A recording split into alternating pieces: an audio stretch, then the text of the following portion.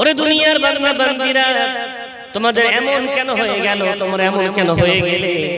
কোরআনুল কারীমের কিছুটা আয়াত তোমরা মানো, কিছুটা অংশ তোমরা মানো, আর কিছুটা অংশ তোমরা বর্জন করে দেওয়া স্বীকার করো।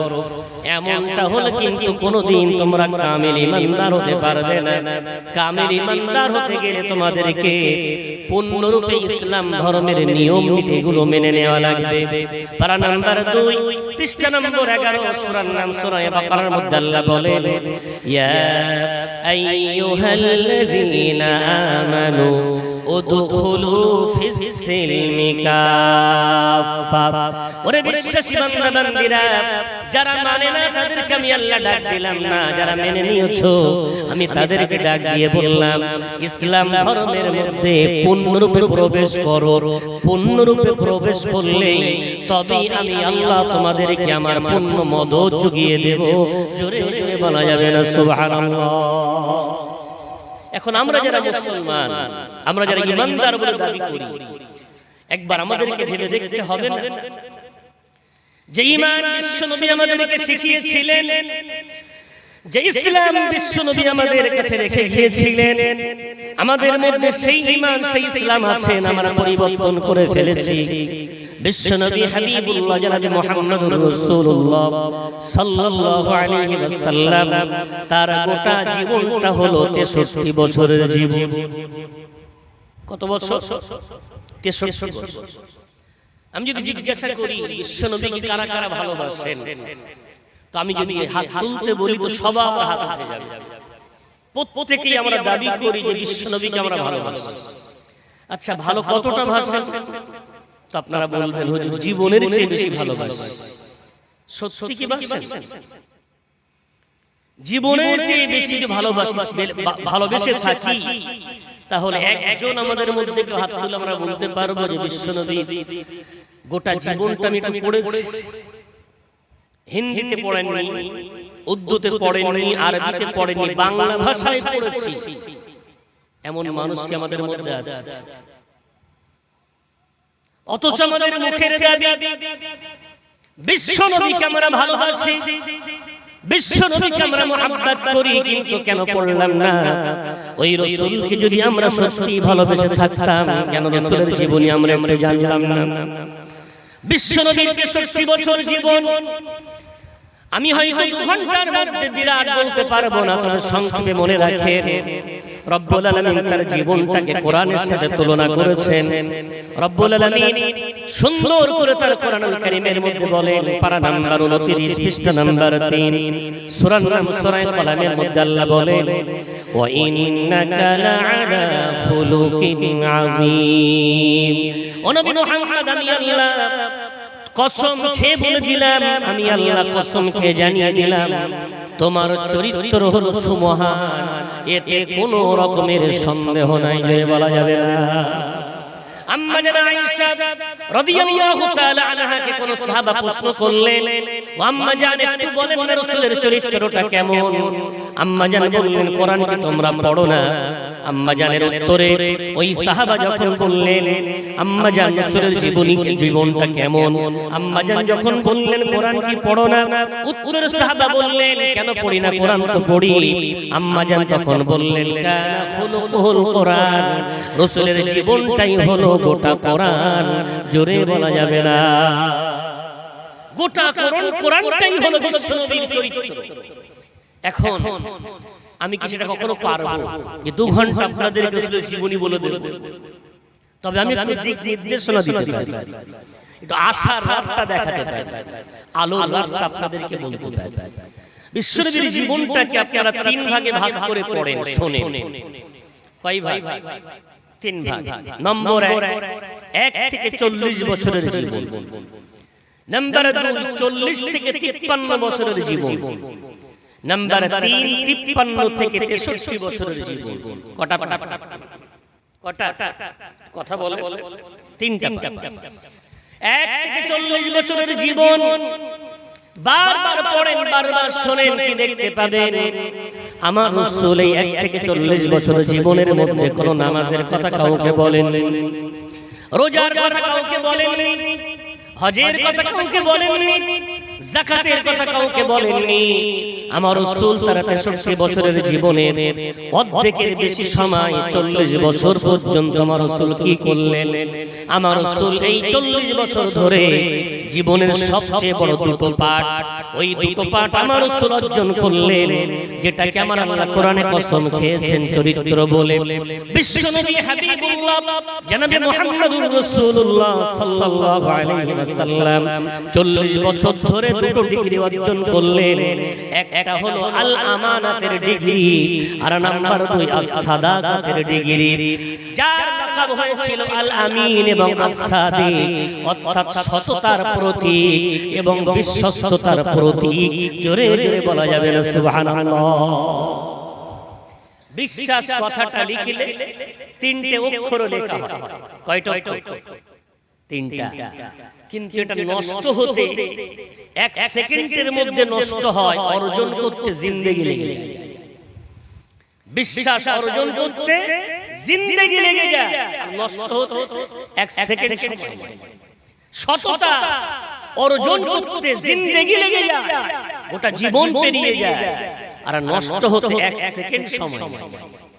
বিশ্বনবী তার জীবনের সবচেয়ে বড় পাঠ, তিনি কখনোই মিথ্যা বলেননি, তিনি কখনো বিশ্বাসঘাতকতা করেননি। একটু জোরে বলা যাবে।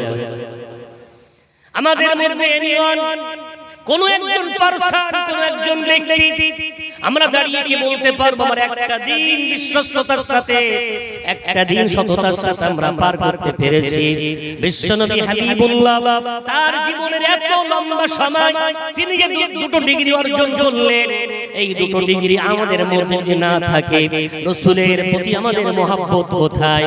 ওই শুধু আই লাভ মুহাম্মদ ব্যানার লিখলেই রাসূলের ভালোবাসা আসে না, শুধুমাত্র আই লাভ মুহাম্মাদের ধন্না দিলে রাসূলের মহব্বত অন্তরে আসে না, বরং রাসূলের চরিত্রটাকে যদি আমাদের জীবনে ধারণ করতে পারি, তবেই আমরা খাঁটি ঈমানদার।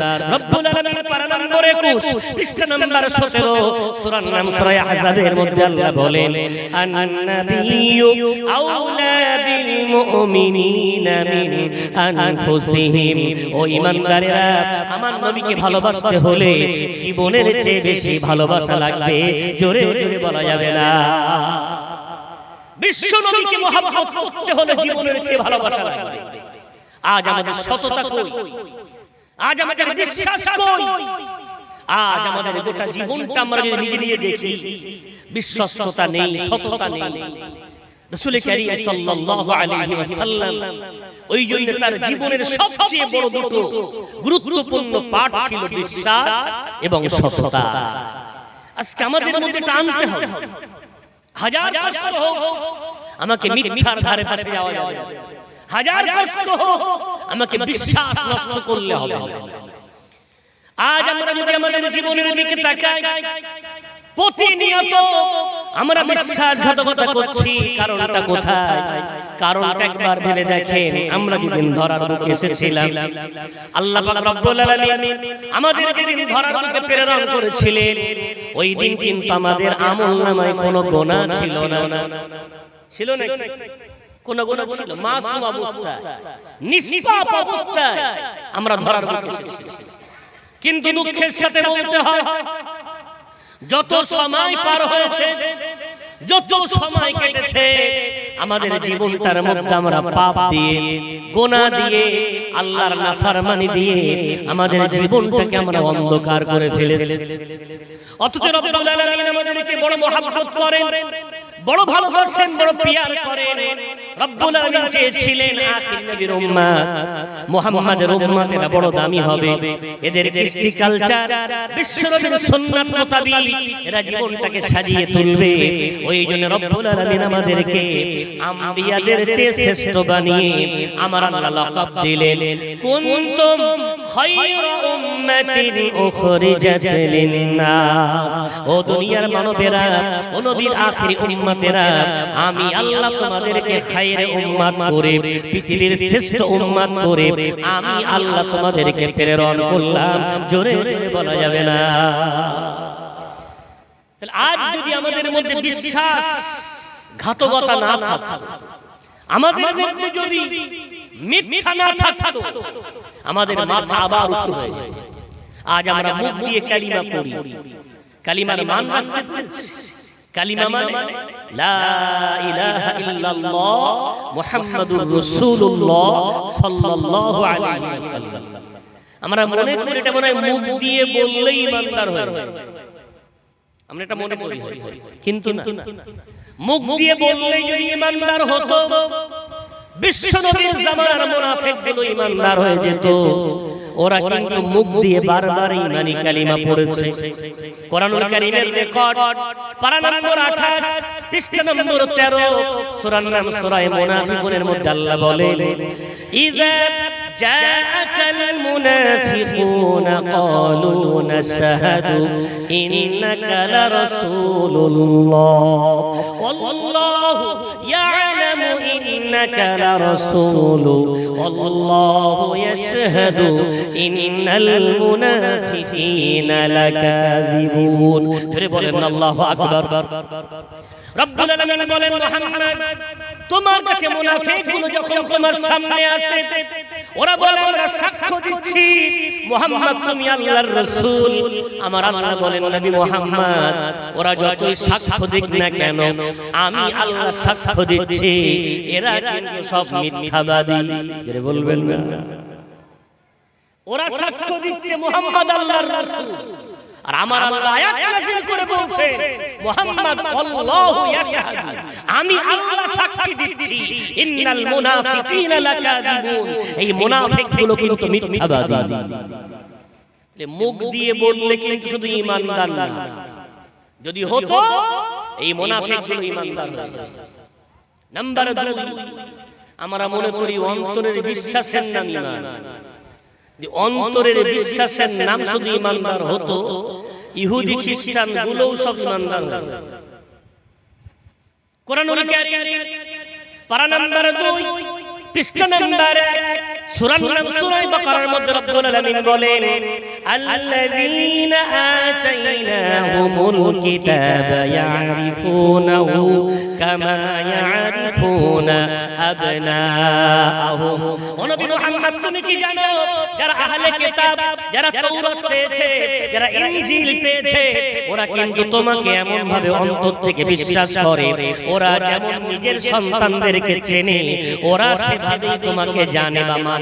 ওরা জানে তুমি হলো আখেরি নবী, কিন্তু তারপরেও ওদের অন্তরের মধ্যে কিছু বেমারি আছে, রোগ আছে। ওই রোগের কারণে ওরা প্রকাশ্য তোমার ইসলাম গ্রহণ করে না, কিন্তু মুহাম্মদ ওরা অন্তর থেকে বিশ্বাস করে ওরা হলো আসলে মুহাম্মদ সাল্লাল্লাহু আলাইহি ওয়াসাল্লাম আল্লাহর রাসূল। এটা কিন্তু অন্তর থেকে ওরা বিশ্বাস করে। তাহলে ইহুদিরা অন্তর থেকে বিশ্বাস করত যে বিশ্ব নবী হলেন আখেরি নবী, তারপরে ওরা ঈমান আনেনি।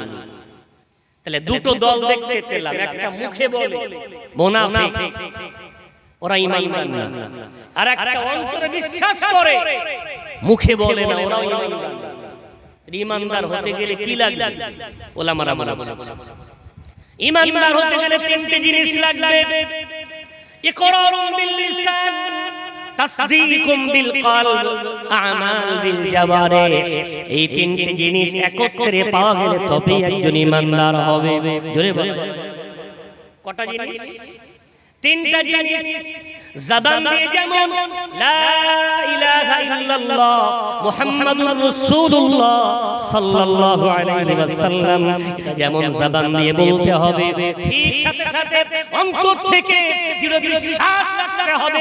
কারণেওয়ালা জাত যদি কেউ হয়ে থাকে তিনি হলেন আল্লাহ, সম্মান দেওয়ার মালিক কেউ যদি হয়ে থাকেন তিনি আল্লাহ, জিল্লাত দেওয়ার মালিক কেউ যদি হয়ে থাকেন তিনি আল্লাহ, আমার রিজিকের মালিক কেউ যদি হয়ে থাকেন তিনি আল্লাহ, আমাকে সম্মান আমাকে অসম্মান দেওয়ার মালিক কেউ যদি হয়ে থাকেন তিনি আল্লাহ। এটা অন্তর থেকে দৃঢ় বিশ্বাস রাখতে হবে, জবান দিয়ে বলতে হবে, অন্তর দিয়ে বিশ্বাস রাখতে হবে। নাম্বার 3 শর্ত হলো আমাল বিল জাওয়ারিহ, অঙ্গ প্রত্যঙ্গ দিয়ে ওই ঈমানের অবস্থাটাকে বহির প্রকাশ করতে হবে। হাত বলবে ঈমানদার, মাথা বলবে ঈমানদার, জবান বলবে ঈমানদার, পা বলবে ঈমানদার, দেহের অঙ্গ থেকে বার হবে ঈমানের ঝলক, তখন একজন খাঁটি ঈমানদার। একটু জোরে জোরে বলা যাবে না? মাথার চুল থেকে নিয়ে পায়ের নখ পর্যন্ত যখন এই ঈমানের বহির প্রকাশ হবে তখন একজন খাঁটি ইমানদার তৈরি হবে।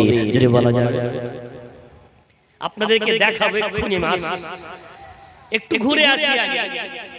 আজ আমাদের মধ্যে ওই ঈমান কই যে ঈমানটা বিশ্বনবীর জামানার সাহাবাদের মাঝে ছিল।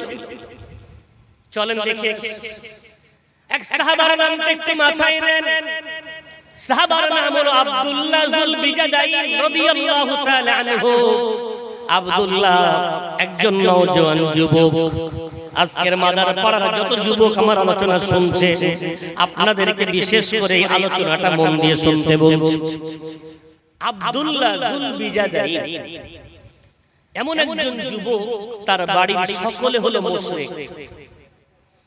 আব্দুল্লাহর কানে আওয়াজ গেছে মক্কা থেকে মুহাম্মদ সাল্লাল্লাহু আলাইহি ওয়াসাল্লাম মদিনায় এসেছেন, আল্লাহর রাসূল মদিনায় এসেছেন। খবর পাওয়ার পরে আব্দুল্লাহ বিশ্বনবীর দরবারে গিয়ে হাজির। ও মুহাম্মদ, আমি ঈমান আনতে চাই, আমার হাতটা ধরে একটু বায়াত করিয়ে দেন। যদি বলবেন না, আমি জানি না আপনার এলাকার কি অবস্থা। বর্তমানে কিছু ইসলামের শত্রু বেরিয়েছে, ওরা বলে ওলি মানা যাবে না, ওরা বলে বায়াত খাওয়া যাবে না, ওরা বলে পীর মুরিদি সব ভণ্ডামি। আসলে ওরা তো কোরআন জানে না। অল্প বিদ্যা যখন হয় ওটা ভয়ঙ্কর হয়। কলসিতে পানি না থাকলে মারলে ঢপ ঢপ করে শব্দ, কলসিতে পানি থাকলে কিন্তু আওয়াজটা কম হয়, কিন্তু মানুষের পিপাসা অনেক মেটাতে পারে। যদি বলবেন ওরা বলে বায়াত বেদাত, কোরআন বলে বায়াত ফরজ। যদি বলবেন না, পারা নম্বর 26 পৃষ্ঠা নম্বর 11 সূরার নাম সূরা ফাতার মধ্যে আল্লাহ বলেন ইন্নাল্লাযীনা ইউবাইউনাকা ইন্নামা ইউবাইউনাল্লাহ ইয়াদুল্লাহি ফাওকা আইদিহিম। ও নবী মুহাম্মদ, যারা তোমার হাতে দিয়ে বায়াত হলো ওদেরকে সুসংবাদ শুনিয়ে দাও, ওরা আসলে তোমার হাতে নয়, বরং ওই হাতের মাঝে আমি আল্লাহ আমার একটা হাত তার উপরে রেখে দিয়েছি। তোমার হাতে হাত দিল মানে আমি আল্লাহ আমার কুদরতি হাতে তাদের হাতের ছোঁয়া লেগে গেল। একটু জোরে জোরে বলা যাবে না? ইয়াদুল্লাহি ফাওকা আইদিহিম, ইয়াদুল্লাহি ফাওকা আইদিহিম। ওই হাতগুলোর উপরে আমি আল্লাহ আমার বরকতি হাত, আমার রহমতের হাত আমি আল্লাহ রেখে দিয়েছি। জোরে বলবেন। মানে বায়াত মানে কি? বায়াত মানে হলো বিক্রি করা। কি করা? বায়াবিউ বিআতান ওয়া বাইআতান, এর অর্থ হলো বিক্রি করা। আজ থেকে আর আমি নিজে ইচ্ছায় চলবো না, আজ থেকে আমি চলবো কোরআন, হাদিস, ইজমা, কিয়াস। যে হুজুরের হাতে বায়াত হয়েছি, হুজুর আপনি যেভাবে শরীয়তের অনুযায়ী আমাকে বলবেন সেইভাবেই জীবন চালাবো। অর্থাৎ নিজের ইচ্ছাটাকে আল্লাহ রাসূলের ইচ্ছার সামনে বিক্রি করে দিলাম, এটার নাম হলো বায়াত। যদি বলবেন আব্দুল্লাহ এসেছেন, ইয়া রাসূলুল্লাহ বায়াত করিয়ে দেন। বিশ্বনবী যাকে বায়াত করাতেন, আমার রাসূল বায়াত করাতেন। বলো বাবা, লা ইলাহা ইল্লাল্লাহ মুহাম্মাদুর রাসূলুল্লাহ কালিমা পড়ানোর পরে রাসূল বলতেন আজ থেকে 5 ওয়াক্ত নামাজ পড়া লাগবে, বছরে তোমাকে 1 মাস রোজা করা লাগবে, আল্লাহ অর্থ দিলে হজ করা লাগবে, অর্থ দিলে যাকাত প্রদান করা লাগবে, জিহাদের জন্য ডাক দিলে জিহাদে যাওয়া লাগবে। আমার রাসূল এভাবে সাহাবাদের বায়াত নিতেন। একটু জোরে বলা যাবে না? আব্দুল্লাহ ঈমান এনে বায়াত হলেন, আজ থেকেই নামাজ পড়ব। কারণ আব্দুল্লাহর বাড়িটা হলো শিরকের আড্ডাখানা। এখন ওখানে নামাজ পড়াটা সহজ না কঠিন? ওইজন্য উলামারা লিখেছেন ঈমান দেখানো যায় না, কিন্তু ইসলাম দেখানো যায়। যারা বলবেন, যারা বলেন না সুবহানাল্লাহ। কথা কি আমার বুঝতে অসুবিধা হচ্ছে? ঈমান দেখানো যায় না, ইসলাম দেখানো যায়। ঈমান বলা হয় বিশ্বাসকে, আর ইসলাম বলা হয় বাহ্যিক আমলগুলোকে। যারা বলবেন এই বিশ্বাস কাউকে দেখাতে পারবেন, আমি আল্লাহকে বিশ্বাস করি, হাজার চিৎকার করেন না কেন কাউকে দেখানো যাবে না। কিন্তু বান্দা যেই নামাজে যায়, কেন যাও? যে আল্লাহকে বিশ্বাস করি, আল্লাহর হুকুম। রোজা কেন রাখো? ওই আল্লাহ যাকে বিশ্বাস করি তার হুকুম। 5 লক্ষ টাকা ব্যয় করে কেন হজে যাও? তোমার তো 1 বিঘা জমি হয়ে যেত না, আল্লাহর হুকুম। কেন তুমি যাকাত দাও? তুমি যাকাত না দিয়ে ওই পয়সাই তো দুতলা বাড়ি বানাতে পারতে না, আল্লাহর হুকুম। আল্লাহকে মানি, ওই মানাটার প্রমাণ হলো ইসলাম। একটু জোরে বলা যাবে না? আব্দুল্লাহ বাড়ি এসেছে, এখন গোটা পরিবার মুশরিক। রাসূল বলেছেন আজ থেকেই নামাজ। বেশ, আব্দুল্লাহ বিশ্বনবীর সাথে কথা দিয়েছেন, ঘরের দরজা বন্ধ করে গোপনে নামাজ পড়েন। কখনো কোন বাগানে গিয়ে চুরি করে নামাজ পড়েন, কখনো রাতে অন্ধকারে নামাজ পড়েন। আব্দুল্লাহ ছোট বেলা থেকেই পিতাহারা। হঠাৎ একদিন চাচারা দেখছে আব্দুল্লাহ কি একটা ইবাদত করছে। পরিবারের মানুষের সন্দেহ হলো, পিছনে তদারকি করা শুরু করে দিল। তদারকি করতে গিয়ে ধরা পড়ে গেল আব্দুল্লাহ। আব্দুল্লাহ নামাজ পড়ে মানে ও মুহাম্মাদের অনুসারী। গোটা চাচাগুলো ক্ষিপ্ত হয়ে গেল। নামাজ পড়া অবস্থায় মা তোমার এত মার মারলো। আব্দুল্লাহকে টেনে হিচড়ে ঘর থেকে বার করে মারতে মারতে বেহুশ করে তাদের উঠোনে ফেলে রাখলো। আব্দুল্লাহ বেহুশ। এত মার কেন খেয়েছে? অন্তরের বিশ্বাস চাচারা জানতো না, কিন্তু নামাজ পড়ে বুঝিয়ে দিয়েছে আমি আল্লাহকে মানি। ওই জন্য বিশ্বনবীর হাদিস, ঈমানদার আর কাফের এর মাঝে পার্থক্যকারী কি? আল ফারকু বাইনাল মুমিনি ওয়াল কাফিরি তারকুহুস সালাহ। একজন মুমিন আর একজন কাফের এর মাঝখানে পার্থক্যকারী হলো নামাজ। ও নামাজ পড়ে না মানে ওর সাদৃশ্যতা হলো কাফেরের সাথে, আর ও নামাজ পড়ে মানে ও আল্লাহর বিশ্বাসী বান্দা। একটু জোরে বলা যায়। এখন রাসূলের সাহাবা আব্দুল্লাহ জুলবিজা দেয়, বেহুশ হয়ে আঙিনায় পড়ে আছে। হঠাৎ এক চাচা এলো, এসে মারতে মারতে ওই অবস্থায় গায়ের কাপড়গুলো খুলে নিল। কেন খুলে নিল জানেন? ওরে আব্দুল্লাহ, তুই খাবি আমাদের, পড়বি আমাদের, থাকবি আমাদের অধীনে, আর মানবি মুহাম্মাদের। আমরা কোনোদিন এটা হতে দেব না। এই বলে একটা যুবকের গায়ের কাপড়গুলো খুলে আব্দুল্লাহকে উলঙ্গ করে ফেলে রাখলো। আব্দুল্লাহর কিছুক্ষণ পরে হুঁশ ফিরেছে। একটা যুবক যদি উলঙ্গ হয়ে পড়ে থাকে, লজ্জা লাগবে না? লাগবে। আব্দুল্লাহর হুঁশ ফেরার পরে আব্দুল্লাহ গোটো ছোট হয়ে লজ্জাস্থান থেকে বসে আছে। লজ্জায় মাথা উঁচু করতে পারে না, কিন্তু মা জননী থাকতে পারে না। জানালা থেকে একটা চাদর ছুড়ে দিয়ে বলে, আব্দুল্লাহ এই চাদরটা নিয়ে যা বাবা, আমার বাড়িতে আর তুই আসবি না, বেরিয়ে যা। আমি তোদের চাচার হাত থেকে তোকে বাঁচাতে পারবো না। এই চাদরটা নিয়ে তোর চোখ যেদিকে যায় সেদিকে চলে যা, আমার ভিটায় তুই আর পা দিবি না। আব্দুল্লাহ মায়ের চাদরটা নিয়ে 2 টুকরো করে, এক টুকরা নাভির তলায় বাঁধলো আর এক টুকরা গায়ে জড়িয়ে নিল। আব্দুল্লাহ যায় কোথায় যাবে? আব্দুল্লাহ মদিনার পানে দৌড়াতে আমার রাসূল ফজরের নামাজ আদায় করে এই মাত্র বাইরে এসেছেন। তাকিয়ে দেখছেন কে যেন একটা দৌড়ে আসছে।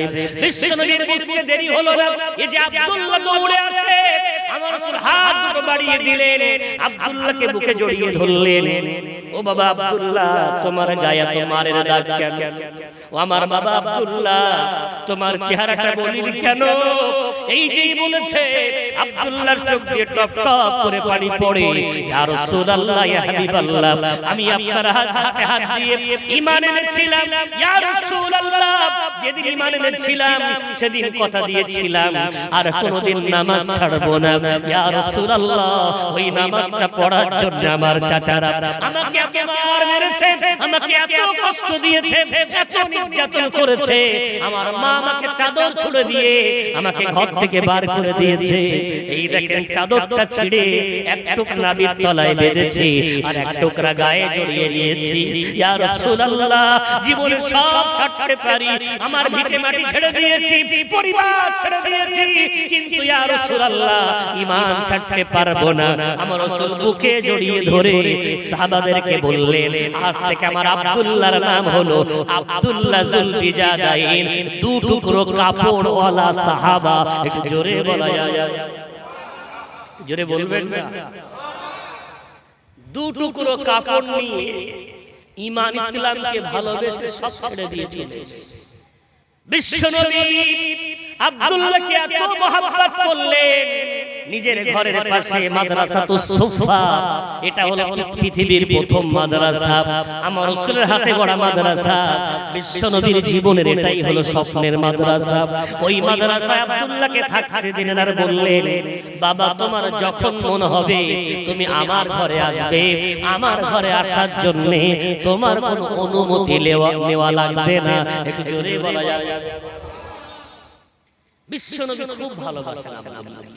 একদিন আব্দুল্লাহ মসজিদে বসে বসে জোরে জোরে জিকির করছে, আল্লাহর জিকির করছে। তো ওমরে ফারুক পিছন থেকে এসে খুব জোরে তাড়া দিয়ে ধমক দিয়ে বলছে, আব্দুল্লাহ অত জোরে জিকির করার কি দরকার? আল্লাহ কি কালা? আস্তে জিকির করলেও তো আল্লাহ শুনবে। ওমর ধমক দিয়েছে আব্দুল্লাহকে। বিশ্বনবী শোনা মাত্রই বলছেন, ওরে ওমর খবরদার, খবরদার, আমার আব্দুল্লাহকে কোনোদিন তুমি ধমক দেবে না। আমার আব্দুল্লাহ কোনোদিন লোক দেখানো জিকির করে না। আমার আব্দুল্লাহ জিকির করলে আমার আল্লাহ তাতে বড় খুশি হয়ে যায়। আমার আব্দুল্লাহকে বলবে না। রাসূল আকরাম ওমরকে মানা করলেন।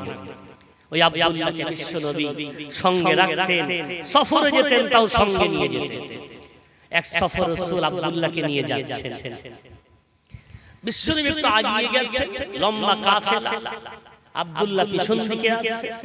এক সাহাবা দৌড়ে গিয়ে বলছেন, ইয়া রাসূলুল্লাহ একটু কাফেলা দাঁড় করিয়ে দেন। কেন বাবা, কি হয়েছে? আব্দুল্লাহর শরীরটা খুব খারাপ। রাসূল বললেন, এখানেই তাবু ফেলো, আমার আব্দুল্লাহর অসুস্থ, একটু এখানে বিশ্রাম করতে হবে। সাহাবারা তাবু ফেলছেন, আমার রাসূল দৌড়ে গেলেন। আমার রাসূল দৌড়ে গিয়ে আব্দুল্লাহ গিয়ে দেখছেন আব্দুল্লাহর গায়ে প্রচন্ড জ্বর। আমার রাসূল বসলেন, আব্দুল্লাহর মাথাটা নিজের কোলে নিলেন, কপালে হাত বোলান আর আব্দুল্লাহর জ্বরের জন্য আল্লাহর কাছে দোয়া করেন। হঠাৎ করে দেখছেন পায়ের কাছে মালাকুল মউত। বিশ্বনবী মালাকুল মউতকে প্রশ্ন করে বললেন, মালাকুল মউত রে, আমার আব্দুল্লাহর কি যাবার সময় হয়ে গেছে? মালাকুল মউত মাথার ইশারায় বলছে, ইয়া রাসূলুল্লাহ এক মুহূর্ত সময় নাই, আল্লাহর হুকুম এক্ষুনি আব্দুল্লাহকে নিয়ে চলে যাও। বিশ্বনবী দেরি না করে তৎক্ষণাৎ আব্দুল্লাহকে কালিমার তালকিন শুরু করলেন। আমার রাসূল আব্দুল্লাহকে শোনাচ্ছেন, পড়ো বাবা, লা ইলাহা ইল্লাল্লাহু মুহাম্মাদুর রাসূলুল্লাহ সাল্লাল্লাহু আলাইহি ওয়াসাল্লাম। একটু জোরে জোরে বলা যাবে না? মানুষ যখন মারা যায়, মৃত্যুর সময় আসে, মানুষ তখন কি হয়? পাগল হয়ে যায়, দেওয়ানা হয়ে যায়। অনুরোধ করব, শুধু ঘটনা শুনে চলে যাবেন, একটু মনে রাখেন, আমাদের বাড়িতে মুসলমান ঘরগুলোতে যখন কোনো মাইয়ে এমন অবস্থায় আসে, তার মৃত্যুর সময় হয়ে ছেলেগুলো হুহাতাশ করে কাঁদে, মেয়েগুলো কাঁদে, বলতে পারবেন ওই কান্না কি আপনার আম্মা আব্বাকে জান্নাতে নিয়ে যাবে? ইসলামের আদেশ কি? ওই সময় শয়তান তার সমস্ত চেষ্টা দিয়ে ইমানদার ঈমান কেড়ে নেওয়ার চেষ্টা চালায়। তাই ইসলামের আদেশ, তার পাশে যারা থাকবে তারা উচ্চ আওয়াজে কালিমা পড়তে থাকবে, আর ঈমানদারের কানে যখন বারবার কালিমার আওয়াজ যাবে, ও যদি একবার জবান দিয়ে কালিমাটা বলে নেয়, রাসূল বলেছেন, ইন্নামাল আ'মালু বিল খাওয়াতিম, যার শেষ ভালো তার সব ভালো। একটু জোরে বলা যায়। ওর যদি ঈমানের সাথে খাতিমাটা হয়, ওর জন্য জান্নাত ছাড়া আর দ্বিতীয় কোনো স্থান নেই বলে বলা যাবে। অথচ আমরা কি করি ওই সময় কান্না জুড়ে দিই। মায়ের কষ্ট দেখে মেয়েরা কাঁদে, বাবার কষ্ট দেখে ছেলেরা কাঁদে। এটা কিন্তু ইসলামের রীতি না, বরং রাসূল বলেছেন ওই সময় যদি কেউ কান্নাকাটি করে, নাওহা করে, চুল ছেড়ে বুকের উপরে হাত মারে অথবা চিৎকার করে কান্নাকাটি করে, মাটিতে হাত মেরে কান্নাকাটি করে, এটাকে নাওহা বলা হয়। আমার রাসূল বলেছেন যারা নাওহা করে ওরা আমার উম্মতের অন্তর্ভুক্ত না। যারা নাওহা করে, রাসূল বলেছেন এই নাওহার জন্য ওই মাইয়িতের কবরে আযাব হতে থাকে। যদি বলি নাউজ, খুব সাবধান। বিশ্বনবী কালিমার তালকিন করলেন। আব্দুল্লাহ খুশনসিব বিশ্বনবীর কোলে শুয়ে জবান দিয়ে বার হয় লা ইলাহা ইল্লাল্লাহু মুহাম্মাদুর রাসূলুল্লাহ সাল্লাল্লাহু আলাইহি ওয়াসাল্লাম। মুহাম্মাদুর রাসূলুল্লাহ বার হয় আর চোখের সাথে রাসূলের চোখটা মিলে যায়। জোরে জোরে বলা যাবে না। রাসূলের চোখের সাথে চোখ মিলিয়ে কালিমার শেষ বাক্য বলে আব্দুল্লাহ জীবন পাখি বেরিয়ে গেল। বিশ্বনবী চোখ দুটো বন্ধ করে দিলেন। মাইয়িতের জন্য আদব, কেউ মারা গেলে চোখটা মেলা থাকে। প্রথম যারা বেঁচে থাকবে তাদের দায়িত্ব হলো চোখ দুটো বন্ধ করে দেওয়া। রাসূল কারীম বন্ধ করে দিলেন। মুখটা হা হয়ে যায়, মুখটা বন্ধ করে দেওয়া। যদি খুব হা হয় কোন কাপড় দিয়ে বেঁধে দেওয়া, এটা হলো সুন্নাত। বিশ্বনবী আব্দুল্লাহর মুখ বন্ধ করে, চোখ বন্ধ করে, চোখের পানি দাড়ি মোবারক ভিজে যায়। চিৎকার করে বলে সাহাবারা আমার আব্দুল্লাহর দাফন কাফনের ব্যবস্থা কর। সাহাবারা তাড়াতাড়ি করে, সফরে ছিলেন, কাফনের জন্য সকলের কাছে জিজ্ঞাসা করলেন। সকল সাহাবা বললেন আমাদের কাছে কাফনের কাপড় নাই। ইয়া রাসূলুল্লাহ, আব্দুল্লাহর কাফনের কাপড় পেলাম না। রাসূল কারীম শোনা মাত্রই বললেন এমন কথা বলো না, আমার আব্দুল্লাহর কাফন হবে না এমনটা হয় না। এই নাও, নিজের গায়ের জুব্বা খুলে দিয়ে আমার রাসূল আব্দুল্লাহর কাফনের বন্দোবস্ত করে দিলেন। জোরে জোরে বলা যাবে না। ওমর ফারুকের চোখ দিয়ে টপ টপ করে পানি পড়ে। আরে আব্দুল্লাহ, তুমি কত খুশনসিব, তোমার ইন্তেকাল বিশ্বনবীর কোলে হলো, তোমার কালিমাত তালকিন রাসূল করলেন। আজকে তোমার গায়ে ওই হাবিবুল্লাহর জুব্বাটা তোমার কাফন বেনে গেল। জোরে জোরে বলা যাবে না। এখন জানাজা দাঁড়িয়ে গেছে। বিশ্বনবী নিজে জানাজা পড়ালেন। জানাজা পড়িয়ে লাশটা রাসূল কারীম খাটিয়ার ডান হাতল ধরলেন। সাহাবারা দেখছেন বিশ্বনবী ডিঙি মেরে মেরে হাঁটছে। ইয়া রাসূলুল্লাহ, এমন পা উঁচু করে হাঁটেন কেন? এত জায়গা থাকতে পাটা ফেলে হাঁটেন। রাসূল কারীম বলছেন ও আমার সাহাবারা, জানো না আমার আব্দুল্লাহর ঈমান আল্লাহর কাছে এত ভালো লেগেছে, আল্লাহর অসংখ্য ফেরেশতা আমার সাথে এই খাটিয়ায় কাঁধ মিলিয়েছে, আমি পা ফেলতে পারছি না, আমার পাটা ফেরেশতার পায়ে লেগে যাচ্ছে। একটু জোরে জোরে বলা যাবে না। বিশ্বনবী ওই খাটিয়া চাগিয়ে কবরস্থানে গেলেন। কে নামবে? রাসূল বললেন কেউ না, আমি নামবো। তারে বলবেন বিশ্বনবী কবরে নামলেন। ওমরকে বলল ওমর, লাশটা আমাকে দাও। ওমর ফারুক আব্দুল্লাহর লাশ দুই হাতে করে বিশ্বনবীর হাতে দিলেন। আমার রাসূল আব্দুল্লাহর লাশটা এমন করে হাতে নিয়ে আকাশের দিকে চোখ মেলে আমার রাসূল দোয়া করছেন, আল্লাহুম্মা ইন্নী উহিব্বু আবদাল্লাহ ফাহবিবুহু।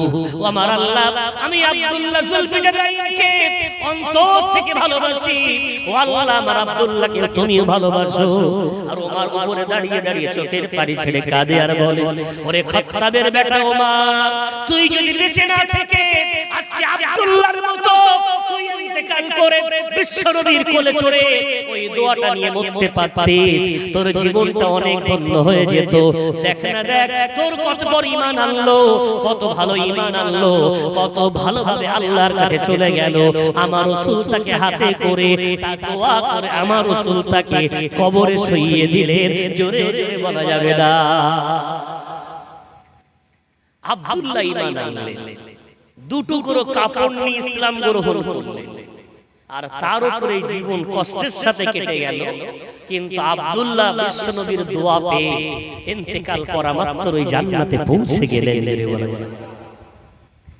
আজ দুঃখের সাথে বলছি, খুব বেদনার সাথে বলছি, হয়তো আপনাদের মনে জাগতে পারে, হুজুর মনে হয় এই আই লাভ মোহাম্মদ ব্যানার লেখার বিরোধী।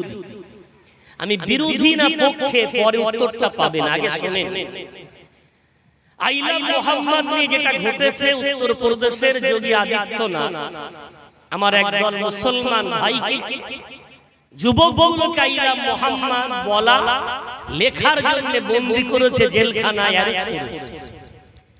আমরা তার প্রতিবাদ নিয়ে বিভিন্ন জায়গায় মুসলমান পল্লী, অমুসলিম পল্লী, বিভিন্ন জায়গায় পোস্টার, হোর্ডিং, ব্যানার লাগিয়ে আই লাভ মোহাম্মদ ঝুলিয়ে দিয়েছে প্রতিবাদ করে। এখন বিশ্বনবী কি ওই শুধু ব্যানারে লেখার নাম মোহাম্মদ? আমার চোখে দেখা ঝড়ে ব্যানারের এক কোণা ছিঁড়ে গেছে, মাটিতে আছড়ে পড়েছে। কিছুক্ষণ পর দুটো কুকুর গিয়ে ওই ব্যানারটা দাঁত দিয়ে ধরে টানতে টানতে আই লাভ মুহাম্মদ সাল্লাল্লাহু আলাইহি সাল্লামের ওই নামটা মুখ দিয়ে ছিঁড়ে ফেলে দুই কুকুর টানতে টানতে ড্রেনে গিয়ে ফেলেছে। যে ড্রেনে গোবর, নোংরা, আবর্জনা, নাপাক পানি, নাপাক পানি প্রবাহিত হচ্ছে, ওই ড্রেনে ফেলা হয়েছে বিশ্বনবীর ওই পবিত্র নামটা। এর জন্য দায়ী উত্তর প্রদেশের যোগী আদিত্যনাথ না ওই গ্রামে ব্যানার ঝোলানো মুসলমান পোস্টার মেরেছে দেওয়ালের গায়ে, আটা ঠিক মতো দিতে পারিনি, পোস্টারটা উড়ে এসে রাস্তায় পড়েছে। মানুষের পায়ের তলে, গাড়ির চাকার তলে ওই মুহাম্মদ সাল্লাল্লাহু আলাইহি ওয়াসাল্লামের নামটা মানুষগুলো পা দিয়ে মারাচ্ছে। আজ এই পায়ের তলায় পড়ার কারণে, চাকার তলায় পড়ার কারণে, এর জন্য দায়ী কি যোগী আদিত্যনাথ আমার ঘরের মুসলমান? ও মুসলমান, তুমি মনে করলে ওই মুহাম্মাদের নামে ব্যানার লাগালেই মনে হয় ভালোবাসা হয়ে গেল? ভালোবাসা শিখতে হবে। বিশ্বনবীর সাহাবা, নবী করিম সাল্লাল্লাহু আলাইহি ওয়াসাল্লাম যাদেরকে হাতে করে মানুষ করেছিলেন, ওই সাহাবাদের মধ্যে একজন সাহাবার নামটা একটু মনে রাখেন, নাম হলো আবু আইয়ুব আনসারী রাদিয়াল্লাহু তাআলা আনহু। একটু জোরে বলবেন, আবু আইয়ুব আনসারী রাসূলের সাহাবা। বিশ্বনবী মদিনায় এসেছে, এখন মদিনাবাসী রাসূলকে সংবর্ধনা জানাচ্ছেন। طلع البدر علينا من ثنية الوداع। বাচ্চাদের মুখ থেকে طلع البدر علينا রাত বার হয়। মদিনাবাসী বিশ্বনবীকে ঘিরে ধরে, ইয়া রাসূলুল্লাহ, ইয়া হাবিবাল্লাহ, আমার বাড়িতে আপনি একটু মেহমান হন, আমার বাড়িতে একটু মেহমান হন। আমার রাসূল বললেন, মদিনার সাহাবারা, আমার উম্মীকে তোমরা ছেড়ে দাও, তোমরা তো অনেক, আমি তো একা, কার মনের আশা পূর্ণ করব? ছেড়ে দাও উম্মীকে। ওহিয়া মা'মুরাতু, ও আদেশ প্রাপ্ত, ও যেখানে গিয়ে বসবে ওটাই হবে আমার থাকার স্থান। জোরে বলবেন না? উটনি হাঁটতে হাঁটতে আজ যেখানে রাসূলের রওজায়ে আতাহা, ওখানটায় গিয়ে উটনি বসে পড়লো। জোরে বলবেন না? উটনির মুখটা যেদিকে ছিল, ঘরটা ছিল আবু আইয়ুব আনসারীর ঘর। বিশ্বনবী বলেন, এই ঘরটা কার? সাহাবারা বলেন, আবু আইয়ুব আনসারীর ঘর। দুতলা মাটির ঘর। আমাদের মুর্শিদাবাদের দিকে কেমন ঘর আছে? তো দুতলা মাটির ঘর। রাসূল কারীম ওই ঘরটা দেখে বলে, এই ঘরে আমি থাকব। আবু আইয়ুব আনসারীর বাড়িতে ঈদ হচ্ছে। জোরে বলবেন না? ঘরটা সুন্দর করে সাজিয়েছেন। বিশ্বনবী যখন গেলেন, আবু আইয়ুব আনসারী বললেন, ইয়া রাসূলুল্লাহ, ইয়া হাবিবাল্লাহ, আমার দুতলা বিশিষ্ট এই মাটির ঘরের উপরের তলায় আপনি থাকবেন। বিশ্বনবী বললেন, কেন বাবা? আমি নিচের তলায় থাকলে ভালো হতো, আমি উপরে যাব না। সাহাবা বলছেন, না ইয়া রাসূলুল্লাহ, আপনি উপরেই থাকবেন। কেন? ইয়া রাসূলুল্লাহ, আপনার মতো পবিত্র সত্তা পৃথিবীর মধ্যে আল্লাহর পরে কেউ যদি সম্মানের শীর্ষ চূড়ায় থাকে তার নাম হলো মুহাম্মাদুর রাসূলুল্লাহ। ইয়া রাসূলুল্লাহ, আপনি থাকবেন নিচে আর আমি থাকবো ছাদের উপরে। আপনার জীবন এত দামি, আপনার দেহ এত দামি, ওই মাথার উপর দিয়ে আমি চলাচল করব, এটা আমার জন্য বড় বেয়াদবি হয়ে যাবে। ওই জন্য আপনাকে নিচের তলায় থাকতে দেব না, আপনাকে থাকতে উপরের তলায়। একটু জোরে বলা যাবে, নিচের তলায় আপনি থাকলে বেয়াদবি হবে, তাই আপনাকে উপরের তলায় থাকতে হবে। রাসূল কারীম আবদার মেনে নিলেন, উপরের তলায় থাকলেন। কিন্তু পরের দিন সকাল হতে না হতেই মানুষের ভিড়, সিঁড়িটা যে রাসূল কারীম বললেন, আবু আইয়ুব দেখছো মানুষের ভিড় দেখতে পাচ্ছ? তোমার মাটির ঘর যদি ভেঙে যায়, আমার কথা শোনা, নিচে যাই, মানুষের সুবিধা হবে। আবু আইয়ুব আনসারী বললেন, যদি আপনার তাই মনে হয় তবে ঠিক আছে, আপনি যেহেতু চাইছেন, বারবার বলছেন, তবে নিচের তলায় থাকুন। রাসূল কারীম নিচের তলায় আছে, কনকনে শীত। রাসূল কারীমকে ভালো করে বিছানা করে আজকে রাতে আবু আইয়ুব রাসূলকে ঘুম পাড়িয়ে উপরে ঘুমাতে গেছে। একটা মাত্র কম্বল, স্ত্রীকে নিয়ে আবু আইয়ুব আনসারী কম্বল মুড়ি দিয়ে এখন ঘুমান। রাতের বেলা হঠাৎ পানির পিপাসা পেয়েছে, স্ত্রীকে বলছে, আমাকে একটু পানি দাও না। স্ত্রী তাড়াতাড়ি করে উঠে আবু আইয়ুব আনসারীকে একটু পানি দিতে যাবেন, এমন সময় দেখেন আবু আইয়ুব আনসারী যখন পানির জন্য চিৎকার করছেন, তাড়াতাড়ি করে কলসি আনতে গিয়ে হাত থেকে কলসিটা পড়ে গেছে। সঙ্গে সঙ্গে পানি গড়িয়ে যাচ্ছে। এখন ছাদ হলো মাটির, যদি মাটি চুইয়ে নিচে পানি পড়ে, আবু আইয়ুব আনসারী যেই কলসি পড়ে গেছে, এক লাফে নিচে এসে ওই কম্বলটা দিয়ে তাড়াতাড়ি করে পানি শুকাতে ব্যস্ত হয়ে গেছে। জোরে বলে ভাবা যায় রাসূলের প্রতি মহব্বত কি পরিমাণ না থাকলে একটা মাত্র কম্বল তাড়াতাড়ি করে সেই কম্বল দিয়ে পানি শুকাচ্ছে। রাসূল কারীম উপরে আওয়াজ শুনতে পেয়ে ডাকছেন, আবু আইয়ুব কোথায়? সঙ্গে সঙ্গে আবু আইয়ুব দৌড়ে নিচে এসেছেন। ইয়া রাসূলুল্লাহ, ইয়া হাবিবাল্লাহ, হাজির। বলেন, কোন আদেশ? কি ব্যাপার, তোমার গায়ে পানি কেন, কাদামাটি কেন, তুমি থরথর করে কাঁপো কেন? যেই বলেছেন আবু আইয়ুব আনসারী চোখ দিয়ে টপ টপ করে পানি পড়ে। ইয়া রাসূলুল্লাহ, আপনাকে বলেছিল উপরের তলায় থাকতে, আপনি থাকলেন না, বড় বেয়াদবি হয়ে যাবে, ভয়ে ভয়ে করে ঘুমাচ্ছিলাম, খুব জোরে পানি পিপাসা পেয়েছে, স্ত্রীকে পানি দিতে বললাম, পানি দিতে গিয়ে হাতের কলসি পড়ে গেছে। পানি পড়ে যাওয়ার পরে একটা মাত্র কম্বল, ইয়া রাসূলুল্লাহ, ওই পানিটা মুছতে গিয়ে আমাদের গা ভিজে গেছে, শরীরটা ভিজে গেছে, এখন গায়ে দেওয়ার মতো কিছু নাই, ওই জন্য আমি থরথর করে কাঁপছি। আমার রাসূল বলেন, আবু আইয়ুব, এই ভালোবাসার বদলা আমি তো দিতে পারবো না, এই ভালোবাসার বদলা আমার আল্লাহ তোমাদেরকে দেবে। জোরে জোরে বলা যাবে না। রাসূলের দেহে এক ফোঁটা পানি পড়ুক, এটা সাহাবারা কোনোদিন বরদাস্ত করতে পারেনি। জোরে বলা যাবে। আজ আই লাভ মুহাম্মদ ঝুলিয়ে দিয়ে ভালোবাসা দেখাচ্ছে। আরেকটা ঘটনা একটু মাথায় নাই, খালিদ বিন ওয়ালিদ রাদিয়াল্লাহু আনহুর যুদ্ধ করছেন তুমুল বেগে, শত্রু একবার আক্রমণ করে, খালিদ বিন ওয়ালিদ ঢাল দিয়ে ওই আক্রমণটা প্রতিহত করে। আবার খালিদ বিন যখন আক্রমণ করে, শত্রু তখন ঢাল দিয়ে প্রতিহত করে। তুমুল লড়াই চলতে চলতে হঠাৎ খালিদ বিন ওয়ালিদের মাথাটা পিছন থেকে নিচু হয়ে গেছে। যেই নিচু হয়ে গেছে, খালিদ বিন ওয়ালিদ মাথার পাগড়ি পড়ে গেছে, যুদ্ধ বন্ধ করে ঘোড়া থেকে নিচে ঝাঁপ দিয়ে পড়েছে। শত্রু অমনি তলোয়ার চালিয়েছে একদম গর্দানের পাশে, মনে করলেই খালিদ বিন ওয়ালিদের গর্দান কেটে দিতে পারে, কিন্তু গলার কাছে তলোয়ার নিয়ে তলোয়ারটা রুখে দিল। ওরে খালিদ, আমি যদি তলোয়ার চালাই তোমার গর্দান উড়ে যাবে, কিন্তু তোমার গর্দান কাটলাম না, একটু বলো না, আমি তোমার মুখ থেকে শুনতে চাই, তোমার গর্দানের চেয়ে পাগড়ির মর্যাদা তোমার কাছে এত কেন বেশি? তোমার পাগড়ি পড়ে যাওয়ার পরে তুমি কেন ঘোড়ার পেট থেকে ঝাঁপ দিয়ে পড়লে? যুদ্ধ বন্ধ করে পাগড়ি তোলার জন্য ব্যস্ত হয়ে গেলে ওই সময় খালিদ বিন ওলীদ বলেছিলেন, ওরে আমার দুশমন, তোর জানা নাই আমার রাসূল যখন বিদায়ী হজের দিনে হজ করেছিলেন, আমার রাসূল মাথা চুলগুলো নেড়া হয়ে সাহাবাদের মাঝে বন্টন করে দিয়েছিলেন। আমি খালিদ বিন ওলীদ, আমার সৌভাগ্য, আমার ভাগ্যে রাসূলের দুটো চুল মোবারক আমার ভাগ্যে আমার নসিব হয়েছিল। আমি ওই চুল দুটো কোথায় রাখবো আমি চিন্তা ভাবনা করলাম, না না, কোথাও রাখলে হয়তো হারিয়ে যাবে, কোথাও গুম হয়ে যাবে।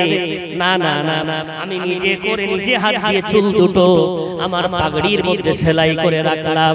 আমি যখন যুদ্ধের ময়দানে যাই আল্লাহর কাছে দোয়া চেয়ে বলি, আল্লাহ তোমার হাবিবের চুল যে মাথার উপরে আছে ওই মাথাটাকে আল্লাহ কোনদিন বাতিলের সামনে যেন নত করে দিও না।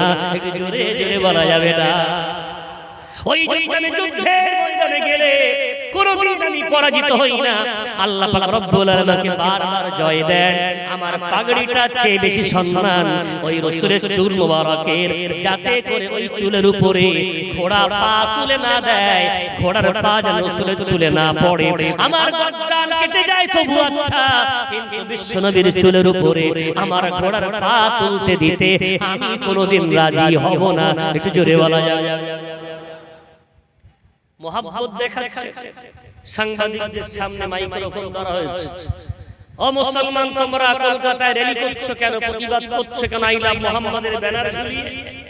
যুবকগুলো বলছে, আমরা দেখতে চাই উত্তরপ্রদেশের জেলে কত জায়গা আছে, ভারতের জেলখানায় কত জায়গা আছে যে আমাদের রাসূলকে ভালোবাসলে যদি জেলে অ্যারেস্ট করা হয় আমরা প্রত্যেকেই রাসূলকে ভালোবাসার দাবি করি। এই ধন্যা দিচ্ছি, দেখতে চাই ভারতের জেলখানায় কত জায়গা। তাই প্রতিবাদ সভা করছে। সাংবাদিকরা শুনলো খবর, ভাইরাল না মুসলমান রাসূলকে খুব ভালোবাসে। ভাই আমি জানি না এই প্রতিবাদ, এই ব্যানার, এই পোস্টারের ভালোবাসা জান্নাত দেবে কিনা, গ্যারান্টি নাই। তবে আমি দায়িত্ব নিয়ে আমি কসম খেলেও মিথ্যা হবে না, আমি আরেকটা ভালোবাসার কথা বলছি। এই র্যালি, এই প্রতিবাদের আগে যদি ওই ভালোবাসাটা আসে, আমি কসম খোদার বলতে পারি আমার রাসূল আপনার জন্য জান্নাতের দরজা অপেক্ষা করবে। যদি বলবেন ওই ভালোবাসাটা কি? ও যুবক, আজকে তোমার মুখে দাঁড়িয়ে নাই, তুমি চিৎকার করে বলো আই লাভ মুহাম্মদ সাল্লাল্লাহু আলাইহি ওয়াসাল্লাম। এই দাড়িটাকে বলো আই লাভ মুহাম্মদ। তোমার মাথার চুলগুলো ইহুদি খ্রিস্টানদের মতো কাটিং, ওই কাটিং তুমি বাদ দিয়ে মাথার চুলটাকে রাসূলের সুন্নাত মোতাবেক চুল রেখে দিয়ে বলো আই লাভ মুহাম্মদ। তোমার গায়ের পোশাক নাস্তিকদের মতো পোশাক, ওই পোশাক খুলে দিয়ে তুমি বিশ্বনবীর সুন্নাত মোতাবেক পোশাক পরে বলো আই লাভ মুহাম্মদ। তুমি এতদিন নামাজ পড়তে না, আজ থেকে 5 ওয়াক্ত নামাজ ধরে তুমি বলো আই লাভ মুহাম্মদ। আমি কসম খেয়ে বলছি তুমি নামাজি হয়ে যাও, সুন্নতি দাড়ি রাখো, সুন্নতি পোশাক পরো। মদিনার কামলিওয়ালা মদিনা থেকে আওয়াজ দিয়ে বলবেন মান আহাব্বা সুন্নতি ফাকাদ আহাব্বানি ওয়া মান আহাব্বানি কানা মাই ফিল জান্নাহ। আমার সুন্নাতকে ভালোবাসলো, আমাকে ভালোবাসলো, আর আমাকে ভালোবাসলো মানে আমার সাথে জান্নাতে এমন পাশাপাশি থাকবে। একটু জোরে বলা যাবে?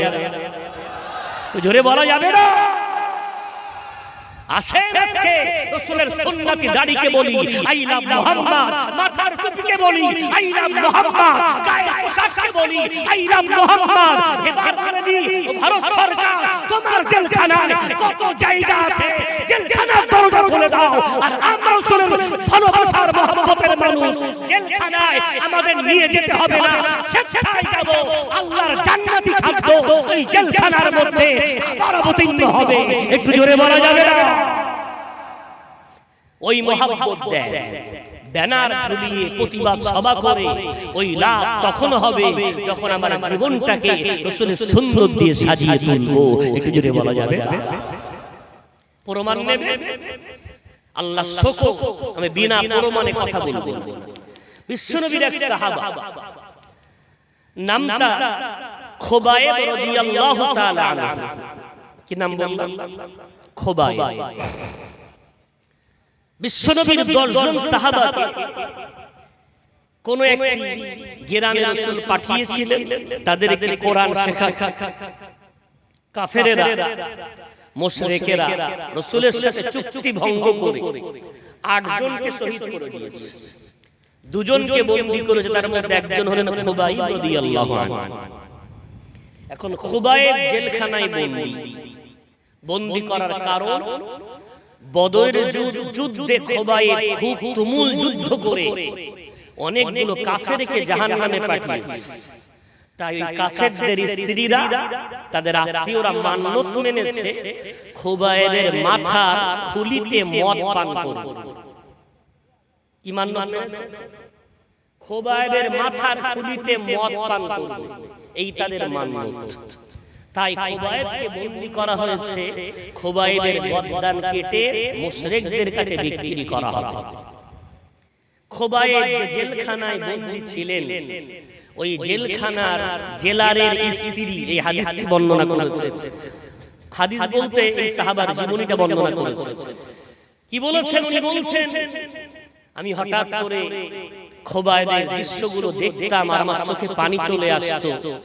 আমার স্বামী এত নিষ্ঠুর, খুবাইবকে রাতের বেলা 2টো রুটি, দিনের বেলা 2টো রুটি, কোনদিন শুধু রুটি, কোনদিন খেজুর সহ রুটি দিত। কিন্তু খুবাইব আমার স্বামীর দেওয়া খাদ্য খেত না। আমি হঠাৎ একদিন দেখছি আমার ছোট্ট বাচ্চাটা জেলখানার ছোট্ট একটা গলিপথ, সেখান দিয়ে বড় মানুষ বার হতে পারে না, বাচ্চা ঢুকতে পারে। আমার বাচ্চাটা খেলতে খেলতে ওই ঘরের মধ্যে ঢুকে পড়েছে। আর দেখবো না দেখছি আমার বাচ্চাটা গিয়ে খুবাইবের কোলে বসে আছে। আমার মনের মধ্যে ভয়, তেরাস, আমি খুব আতঙ্কিত যে খুবাইব যদি জেলারের বাচ্চাটাকে অর্থাৎ আমার বাচ্চাটাকে হত্যা করে দেয়। কিন্তু আমার চোখে পানি এসে গেল খুবাইবের আচরণ দেখে। আমি দেখলাম আমার বাচ্চাকে বাম কোলে বসিয়ে খুবাইব হাত থেকে আঙ্গুরের খোসা ছাড়িয়ে ছাড়িয়ে আমার বাচ্চার গালে দিচ্ছে। কিছুক্ষণ পর আমার বাচ্চাকে ছেড়ে দিল। আমি জেলার স্ত্রী 1-2 বার না তার পথে খুবাইবের দিকে বারবার তাকাতাম। আমার বাড়ির খাদ্য খুবাইব খেত না, কিন্তু আমি দেখতাম খুবাইবের চতুর্পাশে কখনো আপেল পড়ে আছে, কখনো বেদানা পড়ে আছে, কখনো আঙ্গুর পড়ে আছে, কত জান্নাতি খাদ্য।